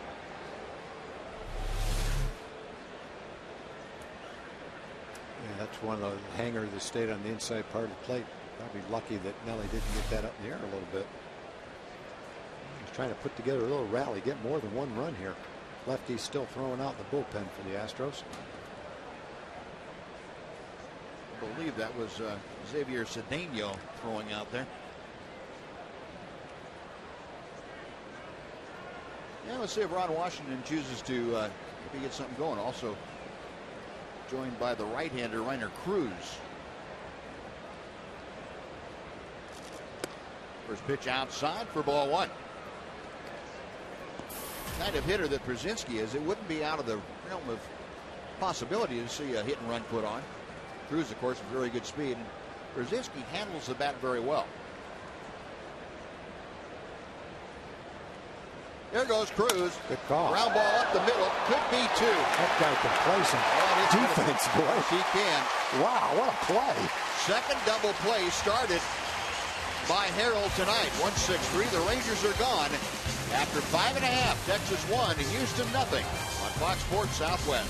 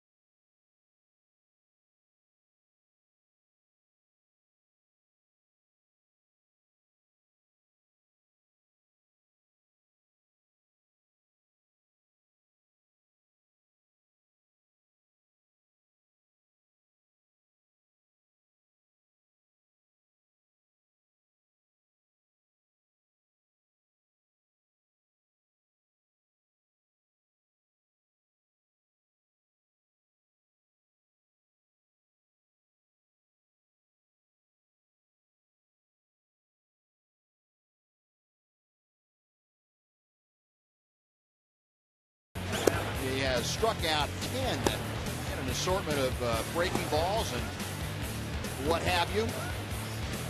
Astros just have not been able to do anything, even with the fastball. Haven't been able to pull the trigger. So the board game summary looks like this. Nothing but goose eggs for the Astros. Only a single run scored in this ballgame. That put up by the Rangers in the third inning. So Darvish going to work in the bottom of the 6th, facing the bottom 3rd of the Houston order. Jason Castro, the DH, to start things off. 10 punch-outs through 5 innings. Darvish has had 2 innings where he has only struck out 1 in each of those frames, that being the 5th and the 3rd. And he has had 2 innings where he has struck out the side, the 2nd and the 4th. Yeah, he's had pretty good pitch count. He's thrown about 14 pitches an inning. 14 pitches for 9 innings gets you to about 126 pitches, which shows you the kind of game that Clayton Kershaw pitched the other day. He struck out 7 or 8 in that game and threw less than 100 pitches in 9 innings. Yep. So he's throwing about somewhere 10 or 11 pitches per inning for 9 innings and getting his share of strikeouts. 7 strikeouts. Now he's 94 pitches. Mm-hmm. He's kind of cruising through it. 1-1 pitch. Tried the back door and found it bolted. 2 balls and a strike. Now, people tend to say, yeah, if you strike out a lot of people, you're going to throw a lot of pitches. It takes fewer pitches to strike somebody out than it does walk somebody. It's just that most of the time when guys have high strikeout totals, they've typically been kind of wild to get them. Darvish, however, has been perfect. So no wild necessarily, although he has gone to 3-2 quite a few times, getting strikeouts tonight. And it's 2-2 right here to Jason Castro leading off. Yeah, if they never swung the bat 3-2, they might have had a few walks in the game. Yeah. That's much easier said than done, though. Got him swinging. Kerzinski over the top of the runner to first. That is punch out number 11 for Darvish. I can't think of a pitcher who can throw in the mid-90s ever, in my experience, who had this kind of off-speed pitches. No. Usually a mid-90s guy, might have a really good curveball, a really good splitter. But to have this assortment of off-speed pitches and still be able to tune it up in the mid-90s, pretty much when not every pitch, but whenever you need it, it's just unbelievable. Well, I would think if you can throw in the mid-90s, you get to puff your chest out every once in a while and say, "Here it is, big guy. See what you can do with it." You see that more often than that, as you call it, that dewdrop that gets in there, swinging a foul tip by Carlos Corcoran. It's 0-1. And the guys that can throw that hard are usually pretty proud of it. They'll show it to you. Exactly. Corcoran, chopper right back to Darvish in the 3rd inning. 16 up, 16 down for you, Darvish.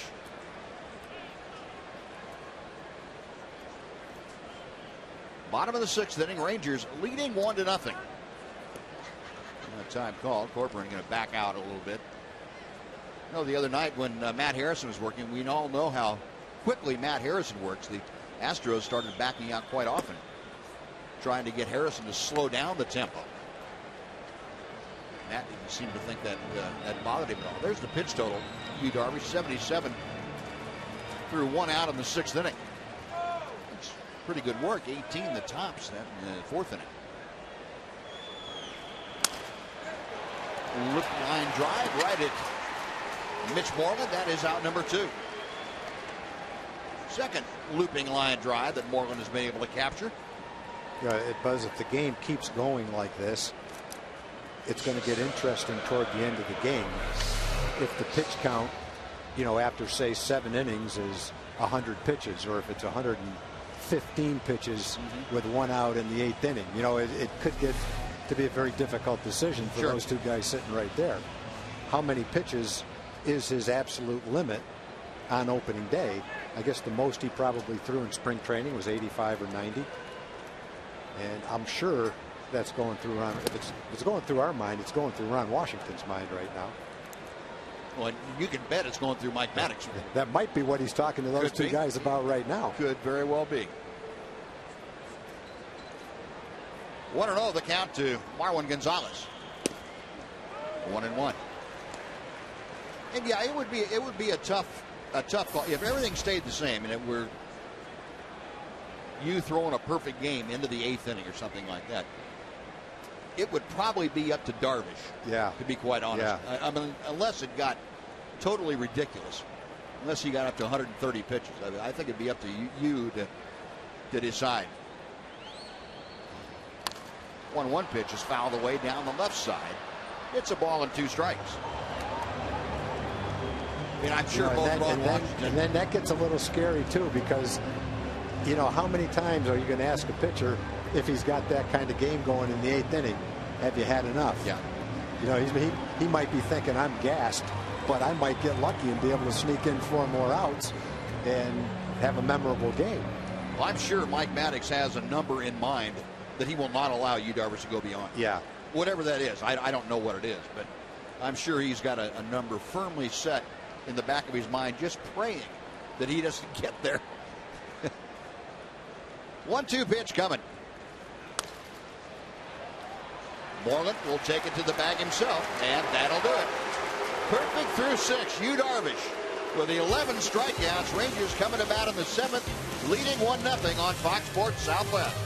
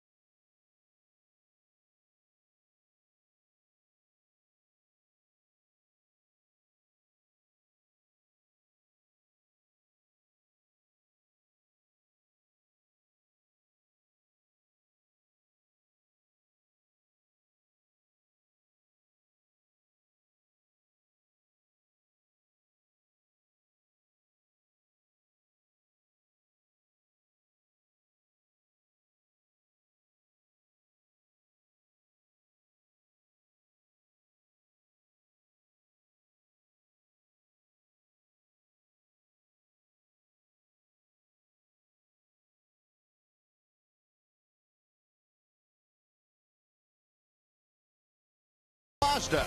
We believe if it's not worth driving, it's not worth building. Now back at Minute Maid Park in Houston, Rangers leading 1-0, and Lucas Harrell is finished for the night. The young man pitched very well in 6 innings work, but he leaves with no chance to win this ballgame. He is losing 1-0, and he's replaced by Xavier Cedeno. Cedeno pitched for the Astros last year, pitched pretty well, 44 games, 377 earned run average, 36 strikeouts in 31 innings. Got a tough act to replace. Lucas Harrell was terrific tonight. 6 hits, couple of walks, 1 run, pitched out of jams. Great movement on his fastball, good location with it. He battled. He really looked like a pitcher tonight, the way he pitched. And that's kind of what he was last year too. He had a good year last year, so picked up right where he left off. Well, the 26-year-old Xavier Cedeno on to face Mitch Moreland to start things off. And that sidearm breaking ball drifts outside for ball 1. Moreland robbed on a great play by Altuve, the second baseman. And he is also grounded into a double play. Rip and a miss. It's a ball and a strike. Yu Darvish. Nobody wants to get near him. Nothing personal. I wonder what the custom is in Japan. Well, I don't know. Like, is he feeling neglected now, or does he understand it? You know, that's interesting. We have to talk to him about that. Let's talk to him through an interpreter to see what he's thinking about now. I'd never thought about that before, but yeah, he might feel, hey, these guys don't like me. I'm throwing a perfect game. They don't want nothing to do with me. Give me the silent treatment. What did I do wrong? 2-1 the count to Moreland. 2-2. Don't talk to me, I'll come to you. That's right. I'm going to come stand next to you until you say something. Leonis Martin and Julio Borbon. Not really interested, though, in having a conversation with you. Swing and a miss, another breaking ball, and Moreland gone on strikes. One away for Craig Gentry. Pretty tough breaking ball on a left-hand hitter from Cedeno.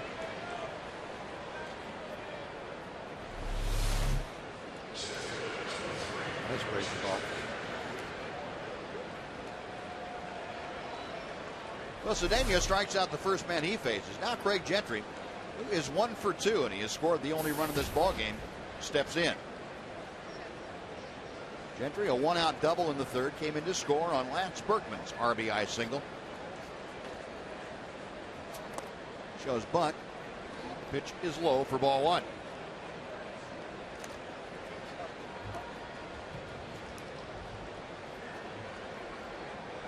Craig Gentry and Leonis Martin battled it out all through spring training. Both of them had great springs and really impressed Ron Washington. He has stopped short of saying he's going to platoon, do a straight platoon, because he said both guys have earned the right to play against anybody. And Leonis Martin and Gentry are both going to get at least equal playing time early in the season, or as equal as Ron can make it. Yeah, you almost, if you're the manager, you probably lean toward whichever guy's hot, just stick with them. Sure. They've both shown that they can play every day. Yep. One of them gets hot, just let them go. 2-0 pitch is outside. 3 balls and no strikes. I would have been tough in spring training because they were both hot. Go to the 4-man outfield. And the 3-0 pitch coming. Right down through there. Other way of looking at that, though, is if you're hot, you're going to get your playing time sooner or later. Your at bats are going to be there over 162 games. We always used to say that with David Murphy. How are you going to find enough at bats for David Murphy? And I don't think he's had a season yet with less than 425 at bats. The right center field in a hurry is Maxwell. A dive, he can't get there. And the Jets are on for Gentry. Around second, he's not stopping. The relay throw not in time. A head-first dive for a triple, and Craig Gentry, his second extra base hit of the night.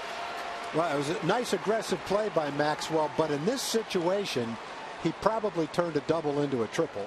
He was a little too far away from it to really have a great chance or a decent chance to catch it. He made an aggressive dive, but once he missed it, he turned the double into a triple. And he's 10, 15 feet away from that ball. If he goes back and plays it on a hop, then he holds Gentry to a double. As it is in a 1-run game, you've got Kinsler up there with a chance to make it a 2-1 game. Well, it won't be against Xavier Cedeno as Bo Porter has gone out. He's made the motion to the bullpen. He wants the right-hander to come on to face the top of the Ranger order. So with Gentry at third and 1 out, we will take a timeout. Be right back to Minute Maid right after this on Fox Sports Southwest.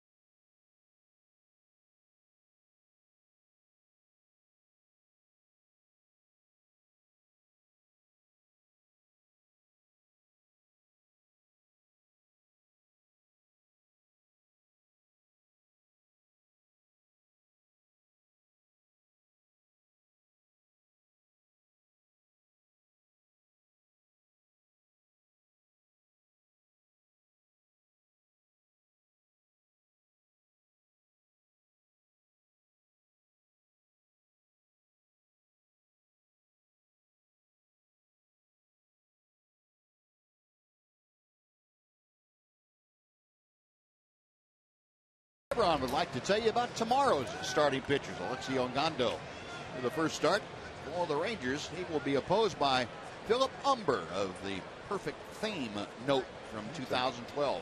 Interesting time to pop up Philip Umber's name right now. Yeah. Considering what's going on with Yu Darvish. So the infield now for the Astros is going to come all the way in. Reiner Cruz, the right-hander, 26-year-old out of Santo Domingo, the Dominican Republic, facing Ian Kinsler. Squeeze on the first pitch. And Ian takes strike one. Sometimes managers like to do that. As soon as a new pitcher comes in, you've already got the play put on. He comes in to concentrate on the hitter. Throws a strike, you turn it into a run. Reiner Cruz in 52 ball games last year for the Astros. Right-handers ready. Outside, 87-mile-an-hour fastball. I watched a lot of the games yesterday, and one of the things you saw with the Red Sox is they got some guys that can air it out of their bullpen, boy.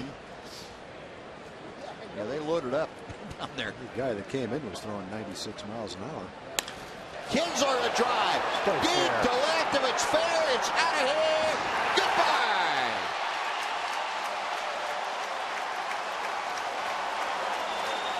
Now Ian able to get the head of the bat out on that Cruz fastball. And he hit a Cruz missile right on out of here off the foul pole. 3-0 Texas. That's that one swing of the bat that you just really were looking for in this game, to just get a little bit of a cushion. Turn that precarious lead into something a little bit more comfortable anyway. And jumped on that one, got out in front of it, and the only question was whether it was going to hook foul. It almost did, but it hit the foul pole. That'll get him shaken up in that dugout a little bit. Even got Yu Darvish to have a little bit of a smile on his face. The 3-0 Rangers. Here's Elvis Andrus. Well, the Rangers have scored 1 in the third, 2 in the seventh, and both rallies started with Craig Gentry. Yep. Double with 1 out and a triple with 1 out. Ian saying stay fair just like we were. He turned that one around.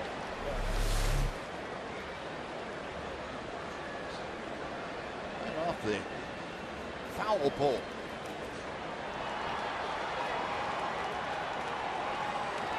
One ball and 1 strike.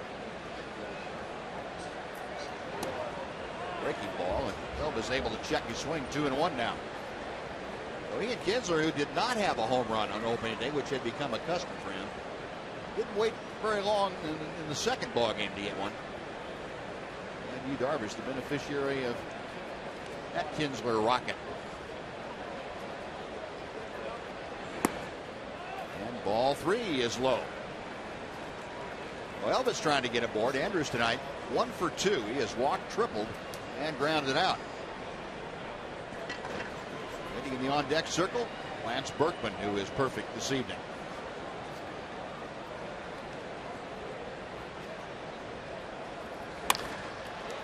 Sharply up the middle by the diving Gonzalez into center field. And Elvis has his second hit of the night. Well, Elvis had the huge spring, hit right around 400 in the spring, went 0 for 4 last night. Come right back today with a couple of hits, though, a triple and a single.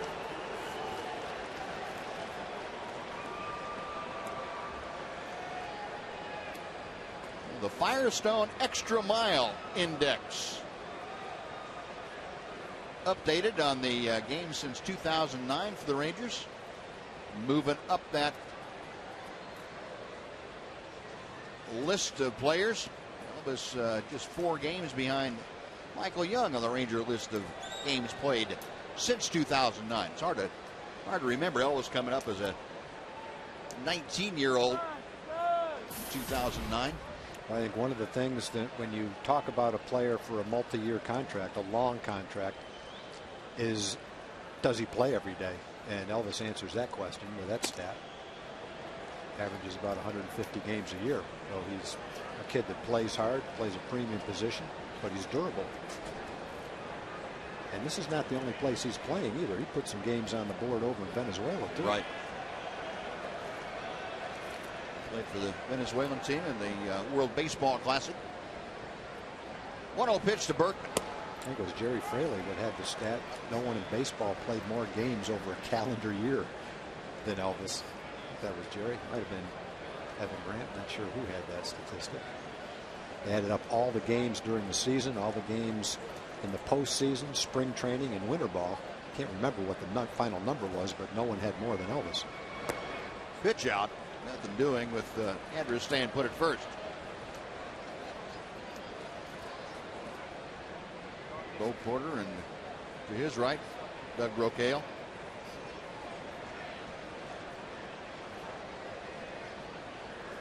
Elvis. Better than modest lead at first. He's staying there, and Berkman pops it up.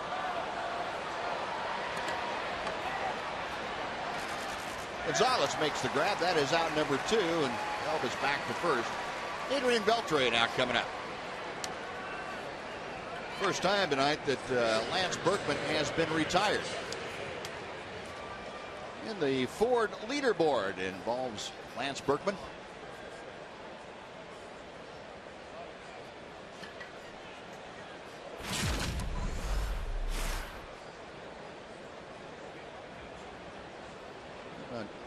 Those seasons with 25 or more home runs by a switch hitter. There's some pretty good names on there. Wow. Boy, Hall of Famer, soon to be Hall of Famer, Hall of Famer. Yeah. Lance Berkman and Mark Teixeira, 9 seasons.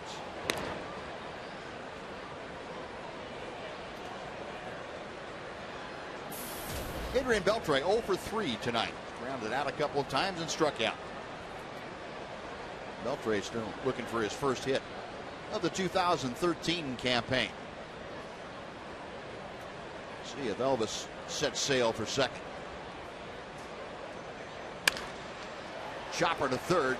Tricky hop down there for Wallace, but he plays it well. And that'll do it. But Ian Kinsler, the big blast of the inning, a 2-run home run, gets the Rangers on the board again. 2 runs on 3 hits and 1 left. Stretch time in Houston. Rangers 3, Astros nothing on Fox Sports Southwest.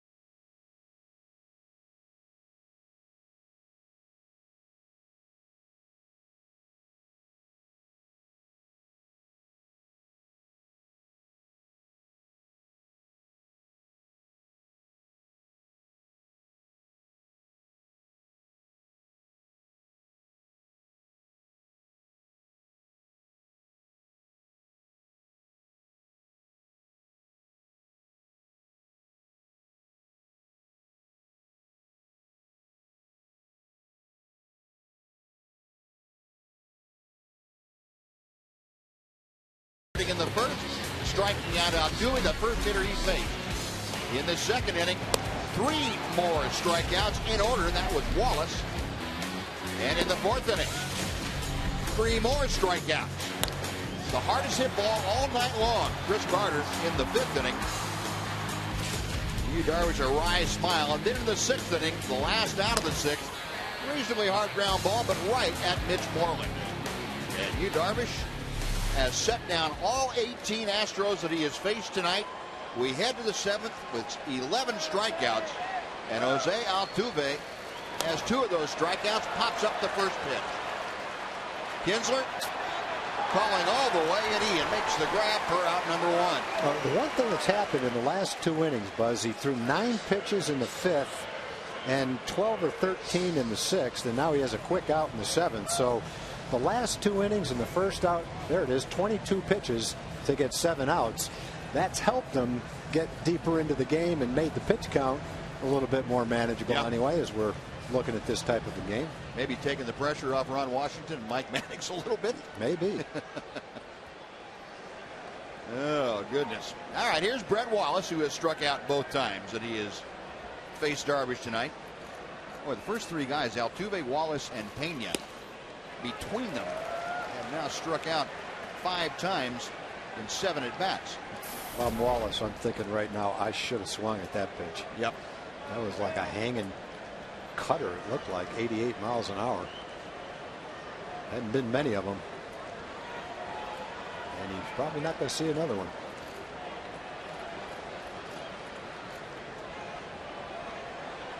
Oh, 0-1 the count. Darvish ready. Looked like the same pitch, only was 7 miles an hour slower. And it went the other way. hit something halfway there and deflected to the right. Look at that. It started out in the barrel of his bat and ended up about 5 inches from the end of his bat. 0-2 the count. Wallace now asked for timeout. He had to think about that just for a second. He's thinking, you know, I've seen a lot of different pitches tonight. I think that's the first time I've seen that one. Breaking ball, and he just did get a piece of it to stay alive.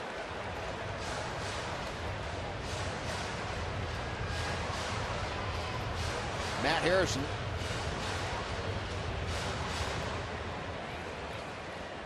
Well, he's saying, you know what? I had that stuff. I would have done the same thing last night.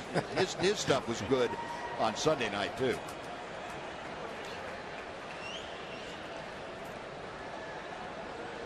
Darvish okays the sign. Again, the 0-2 pitch. I'd like to have been pitching in Minnesota opening day. 35 degrees outside. I don't think I've ever played a game in 35. We played a game against, it might have been the first game in the new ballpark in Kansas City. Yep. It was in the 30s, I know. I don't know if it got to 35, did it? Or did it? I don't know if it did or not. It snowed the day before that. Yeah. There was still snow piled up all over the place. I remember I went into that game in maybe the 8th or 9th inning to play left field, and it was like teeth were chattering. I was so cold out there.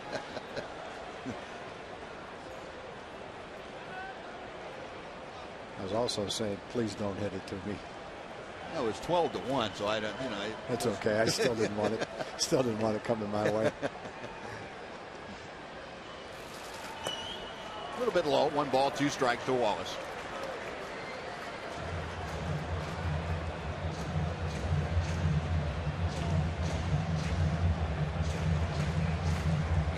Pitches, 68% of them fastballs.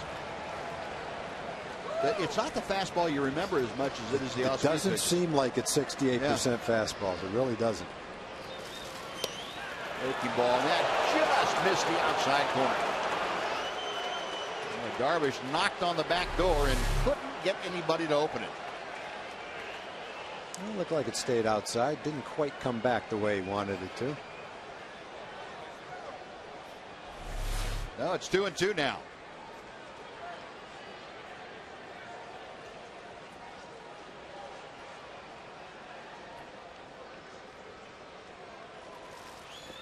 Got him swinging.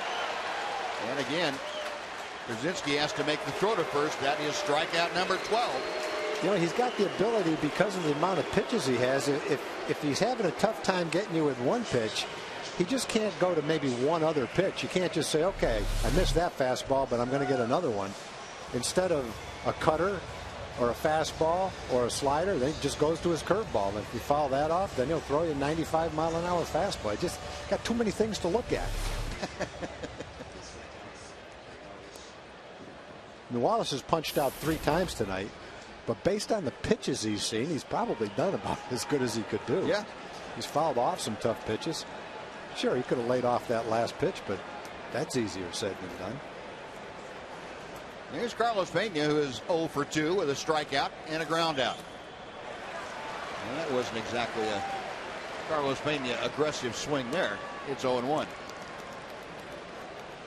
There's a whole bunch of Ks up there. About a dozen of them or so.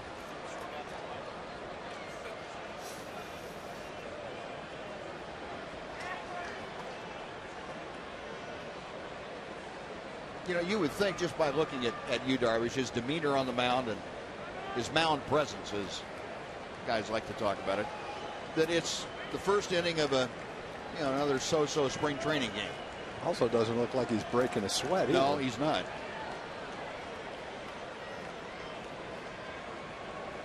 Oh, 1 pitch. A ball and a strike to Pena.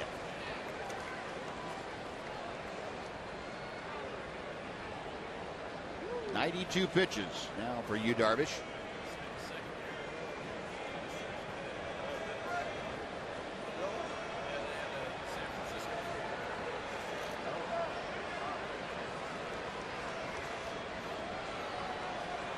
Pena back to the plate, or I should say at the plate. Moreland will underhand to Darvish. And we've got 7 perfect innings in the books. You, Darvish, back to the Ranger dugout. On to the 8th. Rangers 3, Astros nothing. Fox Sports Southwest.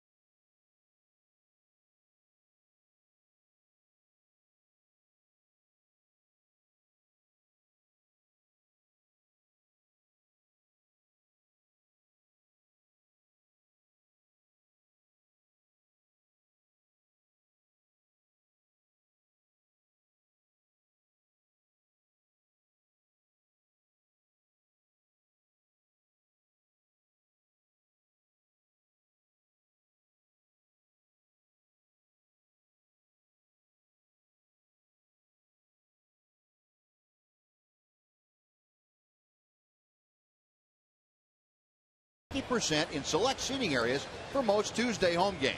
The first Tuesday home game is next week against the Tampa Bay Rays. And it's also Capital One Bank Darvish T-shirt night. Get your tickets today at TexasRangers.com/specials.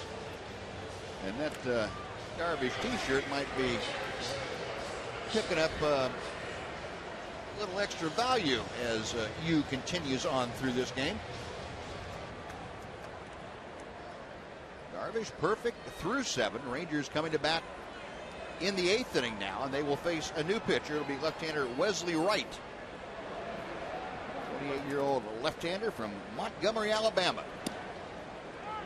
David Murphy, strike 1.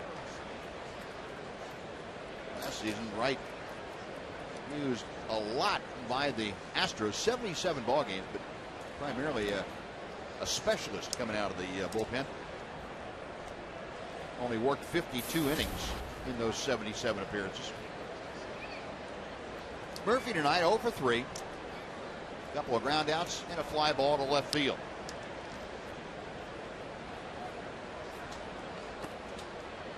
And the count moves to 2-1. Remember Murph last year when he got the chance to play a lot against left-handers too, really blistered them. He had one of the highest averages in the American League against left-handed pitching.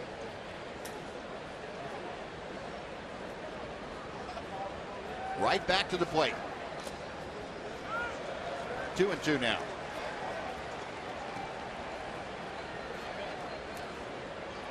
Mike Maddox making the call down to the Ranger bullpen. Left-hander Michael Kirkman. And don't you think, Buzz, he'll have someone warmed up, and as soon as there's a base runner, he's gone, probably, right?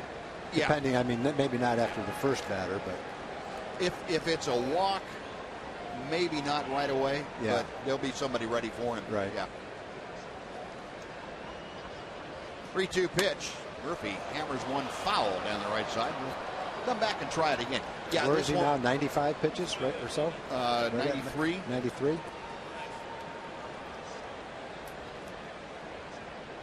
It's not an overtly high number, but you know, you got to remember that, again, the first outing of the regular season, and he hasn't gone much more deeply than that.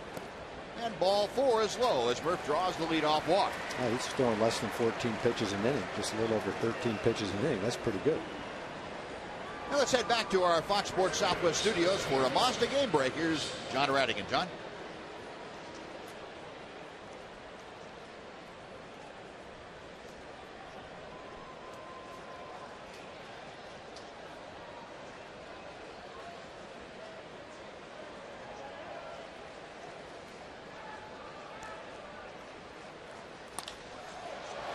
Nelly Cruz, a shot to the gap in left center. That is down, going to the wall. Murphy being waved around third. Here comes the relay throw, not in time. Sliding in safely, David Murphy. And Nelly Cruz, the RBI double. It's 4-0 Texas. Well, there's some of the aggressive base running that we were talking about. David Murphy really putting his head down and going, and Gary Pettis, the third base coach, waving him all the way. Well, Nelly hits this ball well. It's a fastball out over the plate. And once it gets all the way through, hits the gap and rolls to that 362 sign, you know David's going to have a pretty good shot. And Gary waving him home. David's got to navigate around the bat. Slides home easily, and Rangers pick up another run. Got a man on second, no outs, chance to get another one. A.J. Pierzynski, the hitter, is 0 for 2. Hit by a pitch, also grounded into a double play, and flied out. Check swing on a breaking ball from right. 1-0. Rangers now with 10 base hits tonight. Nelly Cruz has a couple of them. He also has one of the RBI this evening. Popped in the air down the left side. That is headed for the seats. It's about 6 rows back. Chris Carter, the left fielder, over there to take a look. And the count moves to 1-1.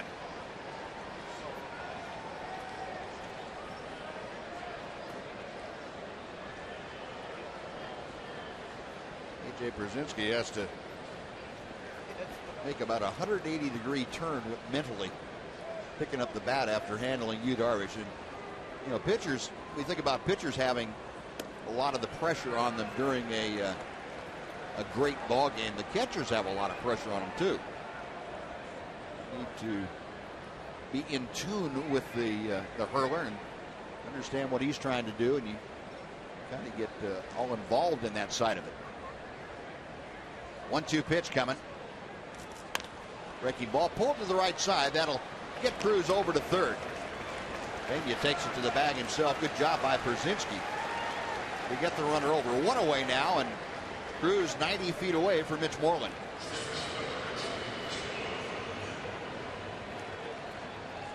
Now the AT&T Twitter poll results are in, and here it goes. Should the teams continue to play for the Silver Boot? Yes, the overwhelming majority on Twitter say, yeah. Why not? They want to play for this. They want this to be the Silver Boot Series. 76% of you said, yep. 24% said, nah. So it's going to stay that way. Moreland takes strike one.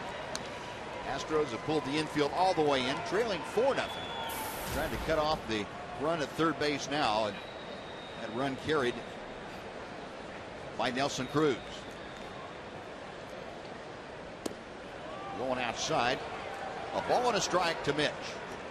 1-0 for 3. He was looking for his first hit of the young season.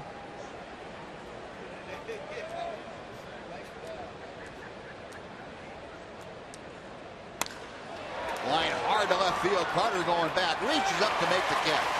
Cruz tags at third, jogs down the line, and Mitch Moreland with the sac fly makes it a 5-0 Ranger lead.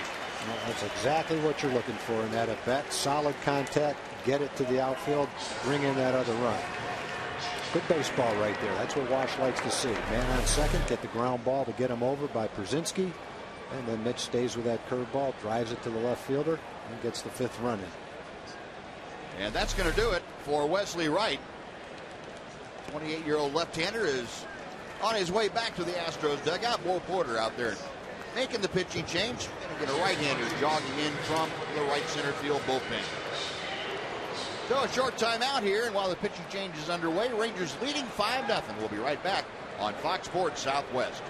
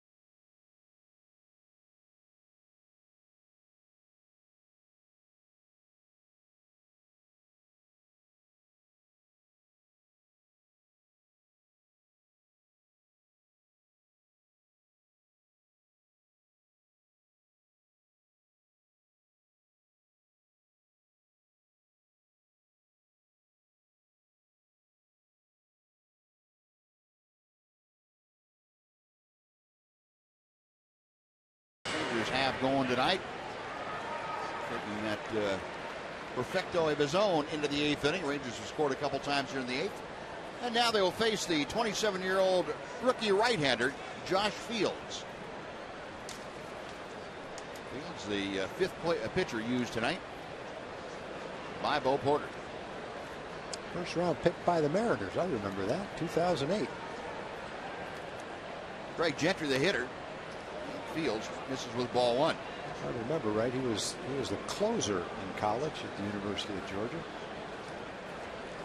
They thought he was going to be the kind of guy that would maybe go to the big leagues if he signed quickly in 2008, if not shortly after that. An advanced college relief pitcher.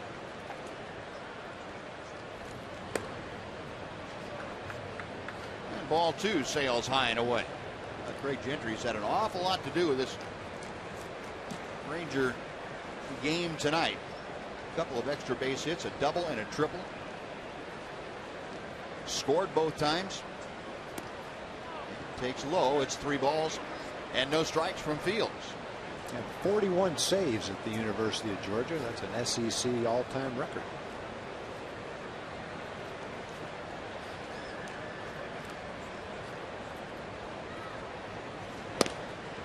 Fires a strike to make it 3-1. Craig hasn't driven in any of the runs, but he started 2 of the rallies with a double and a triple. He's been the catalyst tonight.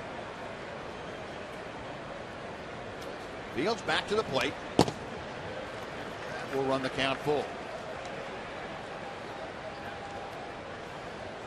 Fields last year toiled in the Red Sox minor league system, both Double-A and Triple-A. Rule 5 pick by the Astros this past offseason. Made the ball club out of spring training and trying to stick with the big club. Got him swinging. Gentry gone on strikes. Rangers out in the 8th inning. They score a couple more times, and they give you Darvish the opportunity to head out to the 8th inning with not only a perfect game, but a 5-0 lead here in Houston.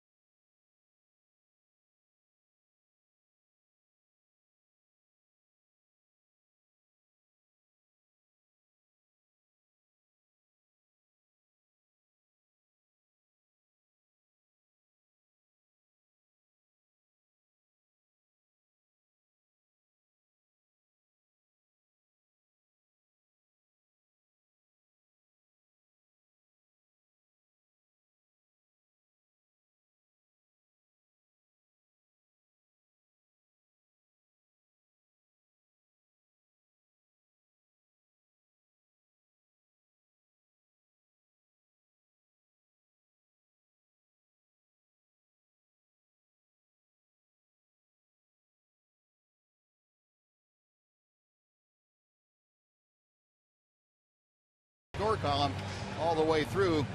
AT&T brings you the matchup tomorrow, 1 o'clock right here on Fox Sports Southwest. Rangers and Astros will wrap up this season opening 3-game series. Now, Yu Darvish going to work. Chris Carter to start things off. And a strike on the outside corner.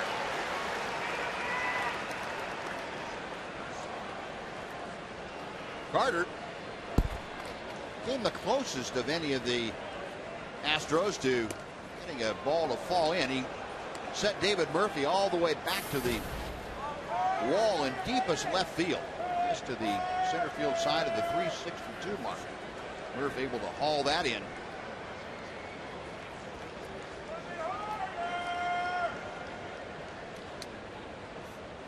One pitch. The AT&T reverse replay will show you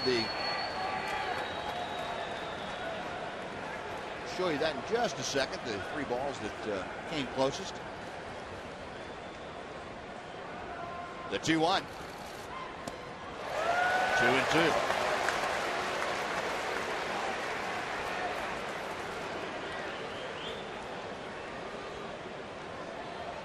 Darvish still under 100 pitches, 97 as you will note.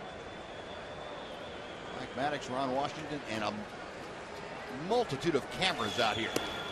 3-2 now.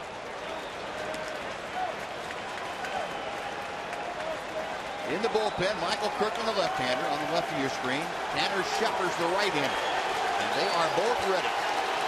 And the pitch he's thrown here most of the game, 3-2, is a slider a little bit down that the hitter has swung at. Payoff pitch. Pulled foul. Just barely outside the bag. We'll come back and try it again, and that was that pitch, Tom. It hung for him. Yeah, just stayed up a little bit. When he struck out the first time, he had that same pitch early in the count. This one stays up, and then the next time he got it down and away, and he swung and missed at it. We'll see if he comes back with the same pitch. 3-2. A lot of fans standing here at Minute Maid. Pitch on the way. Popped up. Behind home plate, Pierzynski off of the mask. That ball will be halfway back in the lower seating bowl. That looks like another hanger, too. Yeah, there's 2 hittable breaking balls. He's missed them both. Boy.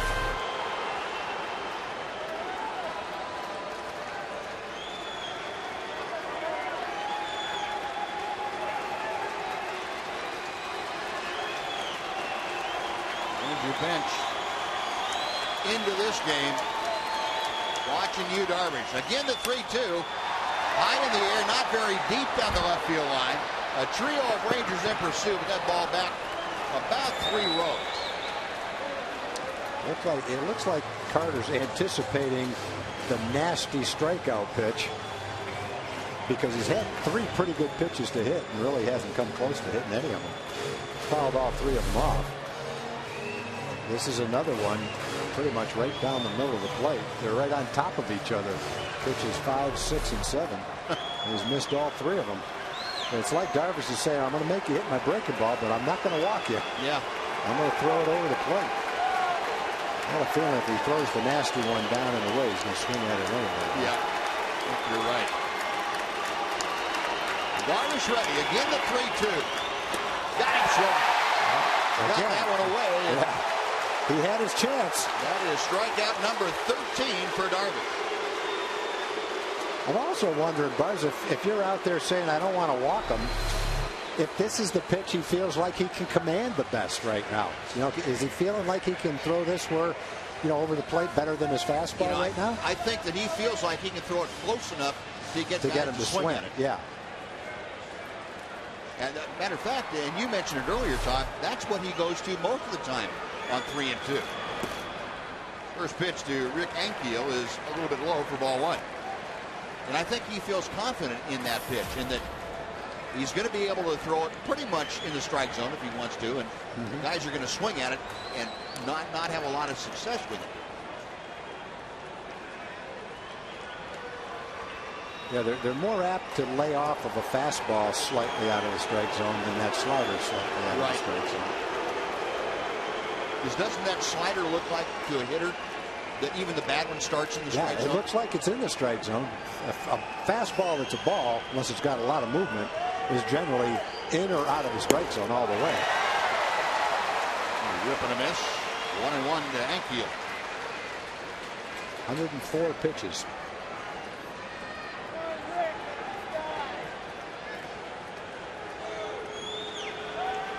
Ron Washington maybe was looking at Darvish as if he were going to give him some semblance of whether he was okay or not. 1 ball, 2 strikes.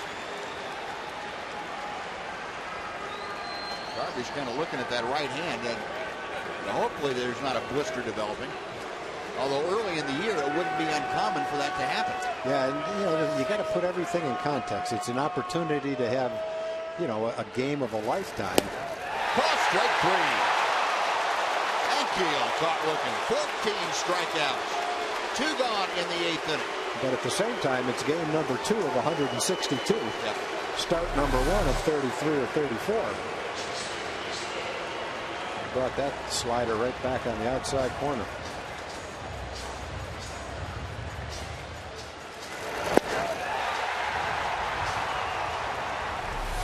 Justin Maxwell is the hitter. Maxwell's been called out both times tonight. Hughes shot. Kinsler.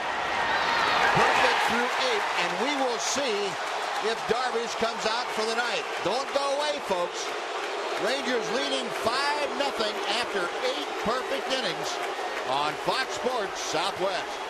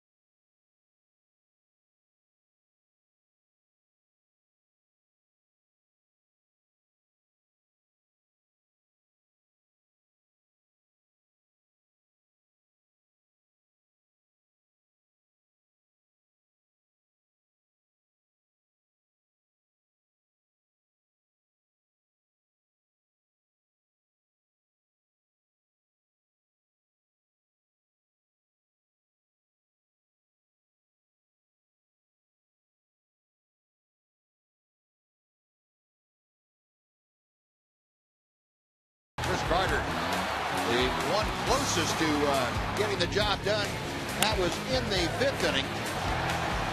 And this was Enfield right after that. So back-to-back times, and then in the 6th inning, Marwin Gonzalez hit that hard ground ball, but right at Mitch Moreland. And other than that, there has been nothing even close against Yu Darvish. And as Yu Darvish came off the mound into the dugout at the end of 8 innings, there was an interesting conversation between Yu and Ron Washington and Mike Maddox. They all went down and talked things over.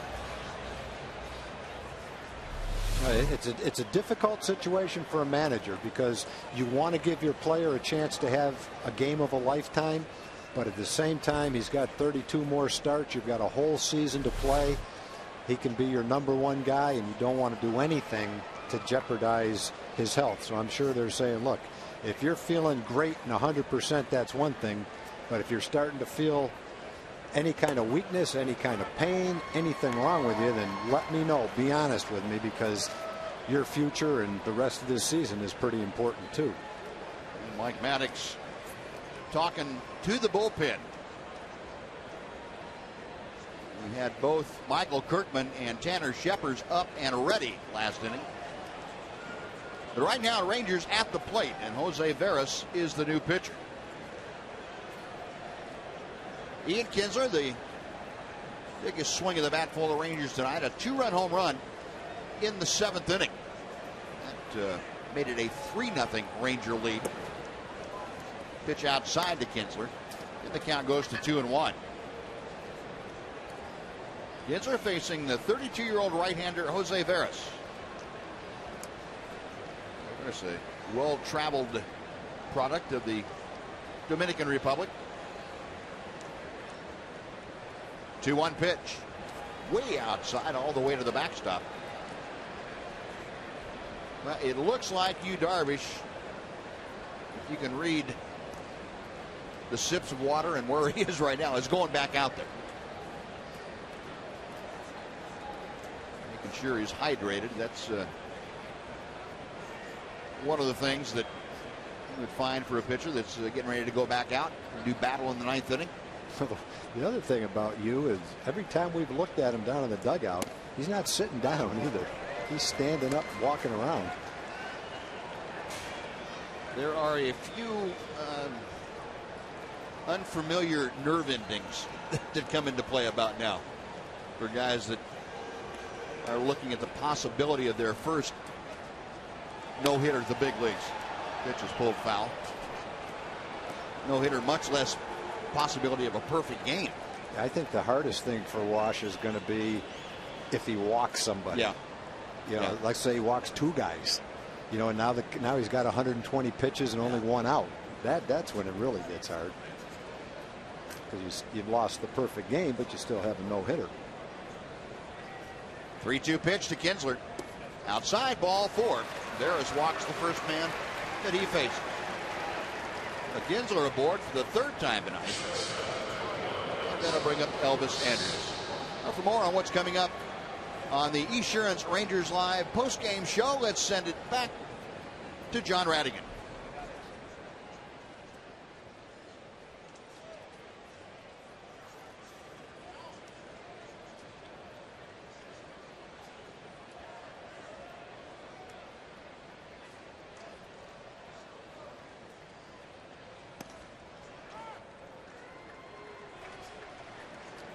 All right, John, thank you.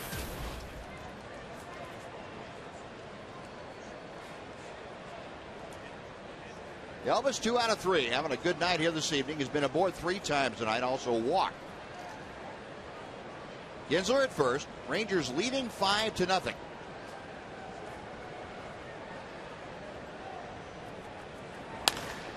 Base hit to right field. Down the line, Kinsler motoring around second, going for 2 is Elvis. Kinsler being waved around. Altuve with the throw to the plate, not in time. On to third goes Andrus with an RBI triple. The Rangers lead 6-0. Another aggressive play right there by Gary Pettis at third base. Excuse me. Nobody out. Middle of the lineup coming up.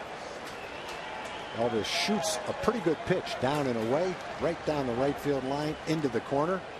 Safe play is let him stop at second and third with nobody out. Aggressive play is wave Ian all the way. Astros make a terrific cutoff play. Accurate throw to the plate, but Ian slides and just beats the tag at the plate. Folks, you might as well get used to that. That forcing the issue is how the Rangers plan on playing the entire season. Well, if that goes as a triple for Ian, it's the second straight night. Someone on each team has had 2 triples in the game. Last night Maxwell had a couple of triples. Right. That's right. And Elvis, a couple of triples tonight. He is 3 for 4. He's an RBI, and the man at the plate is 2 for 3. Rangers have had 3 triples tonight. Craig Gentry's also had one. Off the end of the bat to center field. Maxwell got a late start. Still coming. That's going to drop for a base hit. Andrews will score. And Lance Berkman, a Texas leaguer, that falls in for an RBI single. It is 7-0 Rangers.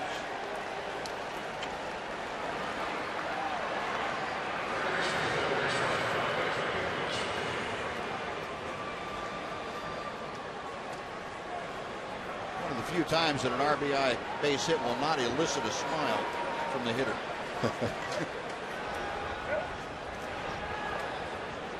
Elvis scores. Still nobody out. Berkman at first. Here's Adrian Beltre, who is 0 for 4.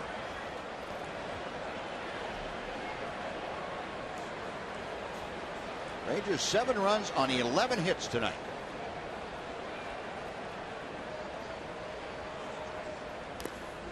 Ripping a foul ball. That should be 12 hits. I think the scoreboard is missing a safety in there. Adrian, though, does not have one of those 12 base hits. He has grounded out 3 times and struck out.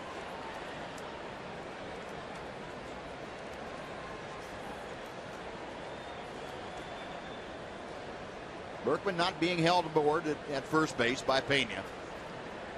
And the pitch fouled straight back. 0-2.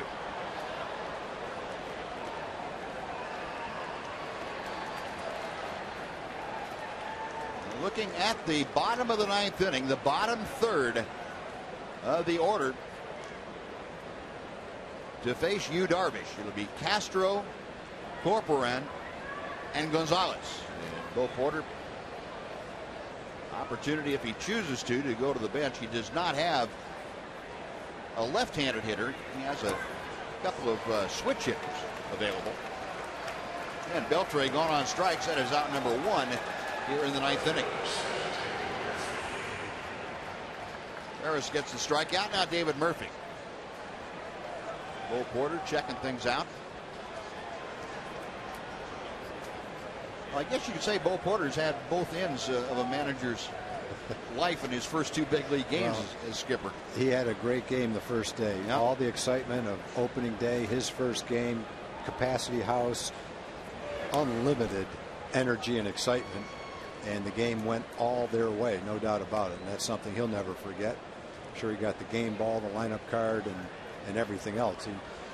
One thing that you read since we've been here is everybody associated with the Astros say that they feel that the Astros are in the right hands, that Bo Porter will be the manager to lead them not just for a couple of years as they become a good team, but well into the future after they become a good team. They just love the job that he's done. So I think everybody's happy for him. He and Ron Washington were very close. Ron was a coach in Oakland when Bo was a player there back in 2000. They've talked a lot. And he's paid his dues as a player, as a coach. And he's inspired his club and injected a lot of energy into the organization. I think everybody's happy for him.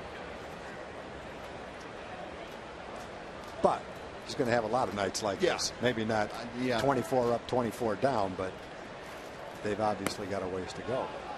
Breaky ball's a bit low. It's 1-2 to Murphy. Murph 0 for 3, although he did walk and score in the 8th inning.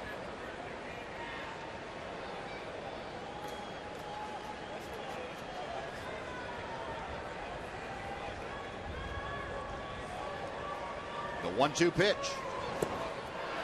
Swing, he went around. And Darvish with back-to-back strikeouts now. 2 gone. And Nelson Cruz coming up.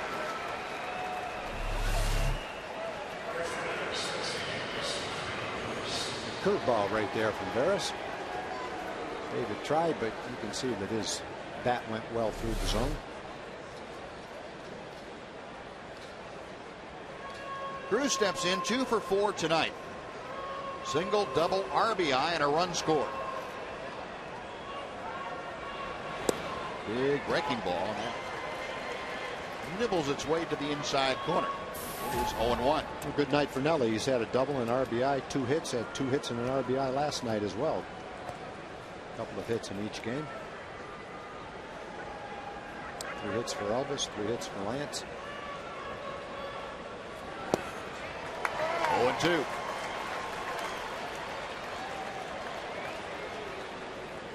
Darvish has to be torn in his outlook on the bench. He loves to see his guys scoring runs.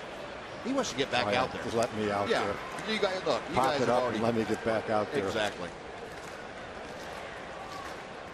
Let's let whatever happen, whatever's going to happen, happen. There's a swinging strike 3, and that'll do it. So 3 straight strikeouts, but Rangers before that able to score a couple of runs on 2 hits. We're going to the 9th inning. Darvish has been perfect. Can he retain it as we head to number 9? Rangers lead by 7.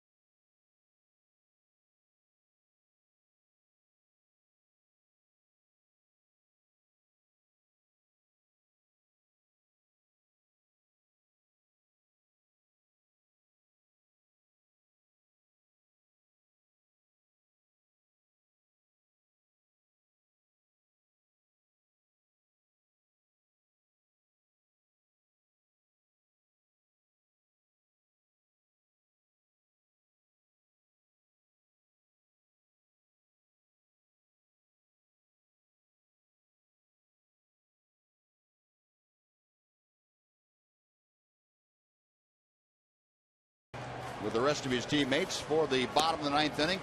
But when he got out of the dugout, when he stepped onto the top step and made his way to the mound, there was a thunderous ovation here at Minute Maid Park. Ranger fans, Astro fans, this is a night that if it is complete, you will never forget being in the ballpark or watching it on TV. We're glad to have you along as Darvish looks to be perfect the whole way. 107 pitches in. He has set down the first 24 that he has faced. And now will face Jason Castro to start off the bottom of the 9th inning.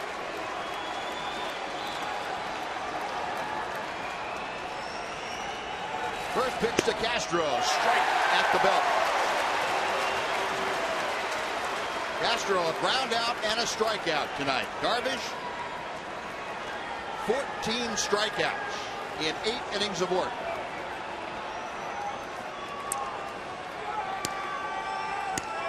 The 0-1 pitch to short. Elvis has it. One out.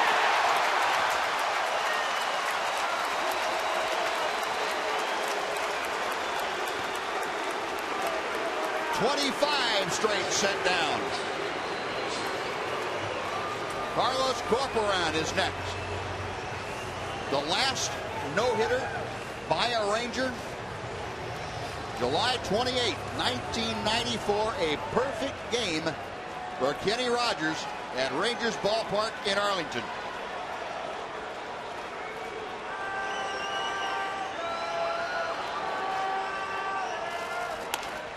Ground ball to second. Kinsler. 2 gone.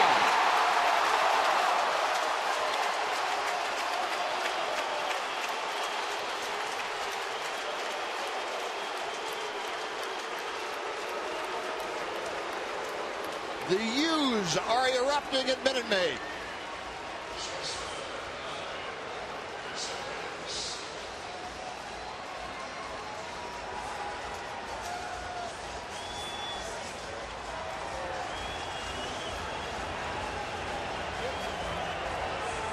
Five previous no-hitters in Ranger history. Yu Darvish looking for number 6 and the second perfect game.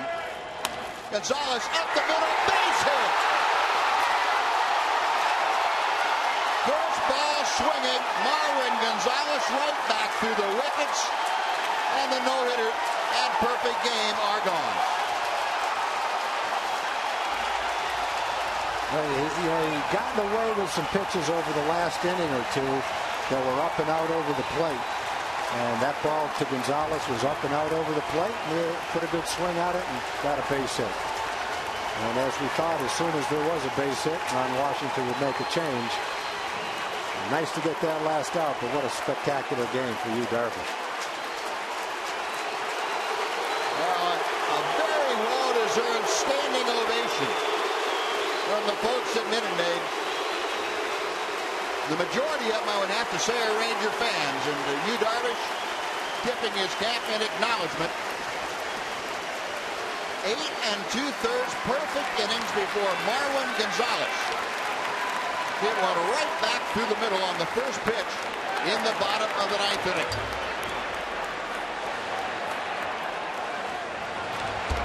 Keeps looking at his hand, Buzz. I wouldn't be surprised if he is rubbing a little bit of a blister the way he's looking at his fingers.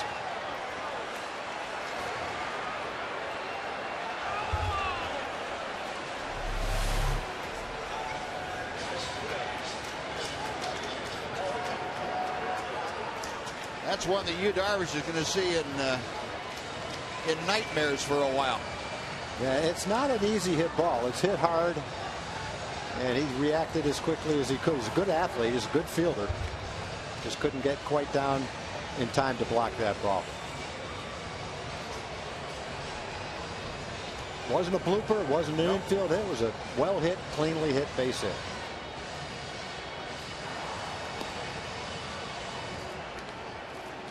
So Michael Kirkman now has been summoned from the Ranger bullpen. There is agony to the Ranger fans. Oh, that close. That's one of those things, whether you're a Ranger fan or an Astro fan, when you come out to a ball game, you have a chance to see something like that. Even if it's your own team, I think you still would like to see it happen, especially when the score is what it is tonight. And Yu Darvish acknowledging all the fans' applause and all of his teammates. Dejection, yeah, maybe a little bit of a letdown, but boy, to come that close, that's something that he will learn from and try and repeat. To be quite honest, with the skill set that he has, there's a good chance of him repeating and going one better at some point in his major league career. Well, Buzz, I'll remind you of something that you said back in the first inning. I'm not sure which batter it was. It might have been after he struck out Wallace, second straight strikeout to start the game. You said something about how many times the Astros struck out last night, even though they scored 8 runs. Yeah. The stuff that Darvish has been bringing to the table all spring and into this game, this could very likely be a very high strikeout game. So that was a good call right off the bat. Up to 14, and that's not bad. Well, here's Kirkman. First chance to get into a ball game for Michael, who really threw the ball well in the spring. And he fires strike one to Altuve. numbers last year really don't tell the story of what Michael Kirkman has done now.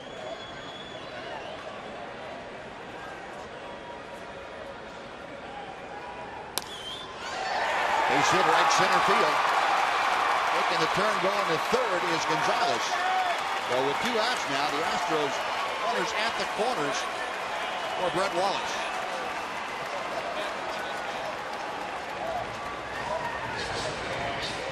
Well, Michael Kirkman trying to nail down the combined shutout. And we're going to have a pinch hitter for Wallace. Be J.D. Martinez coming off the bench for Bo Porter. Wallace finished the night 0 for 3 with 3 punch-outs. Here's J.D. Martinez. Right-handed swinger against the left-hander Kirkman. With Martinez pinch hitting here, Bo Porter will have gotten all his everyday players and bench players into a ball game after the first 2 games of the season.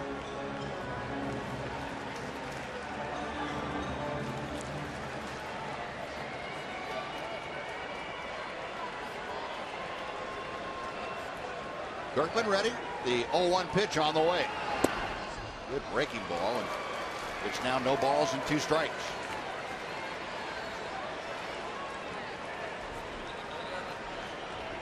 Yu Darvish, 8 2/3 perfect innings. Marwin Gonzalez, first pitch, base hit right back through the middle. And that was it for the Ranger right-hander. Kirkman misses blowing inside. It's 1-2.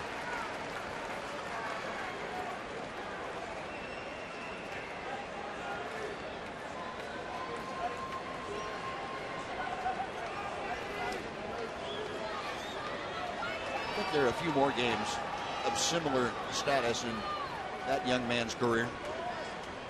26 years old. I think he's going to have an opportunity to take one all the way again sometime.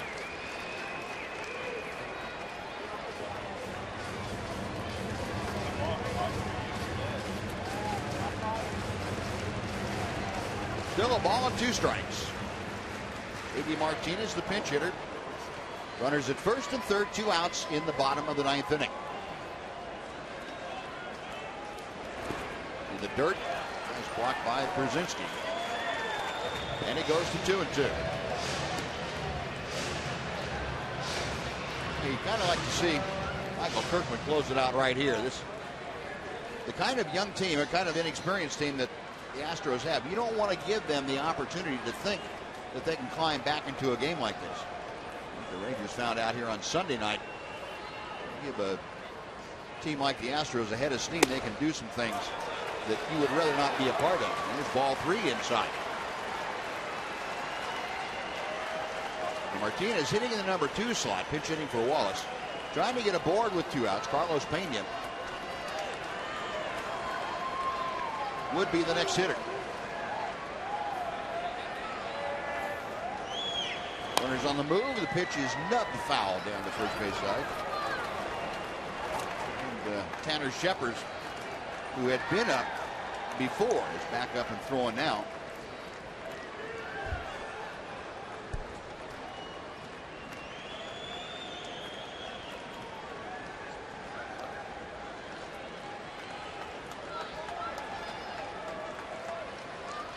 Kirkman again set the payoff pitch. Strike 3 call, and that will do it. Kirkman able to get the strikeout of Martinez and Yu Darvish. And Kirkman combined for a 2-hit shutout of the Astros. Yu Darvish takes a perfect game into the 9th inning, gets 2 outs before giving up the base hit and coming out of the ball game. He gets his first win of the year as the Rangers shut out the Astros tonight by a score of 7-0. 7 runs on 12 hits for the Rangers, no runs on 2 hits for the Astros. And a crowd of 22,673 on hand here tonight. 2 hours and 54 minutes to play down in Houston. So the series now is even at a game apiece. The Rangers behind Alexio Gondo will take it back out tomorrow afternoon at 1 o'clock. And Yu Darvish hugs all around.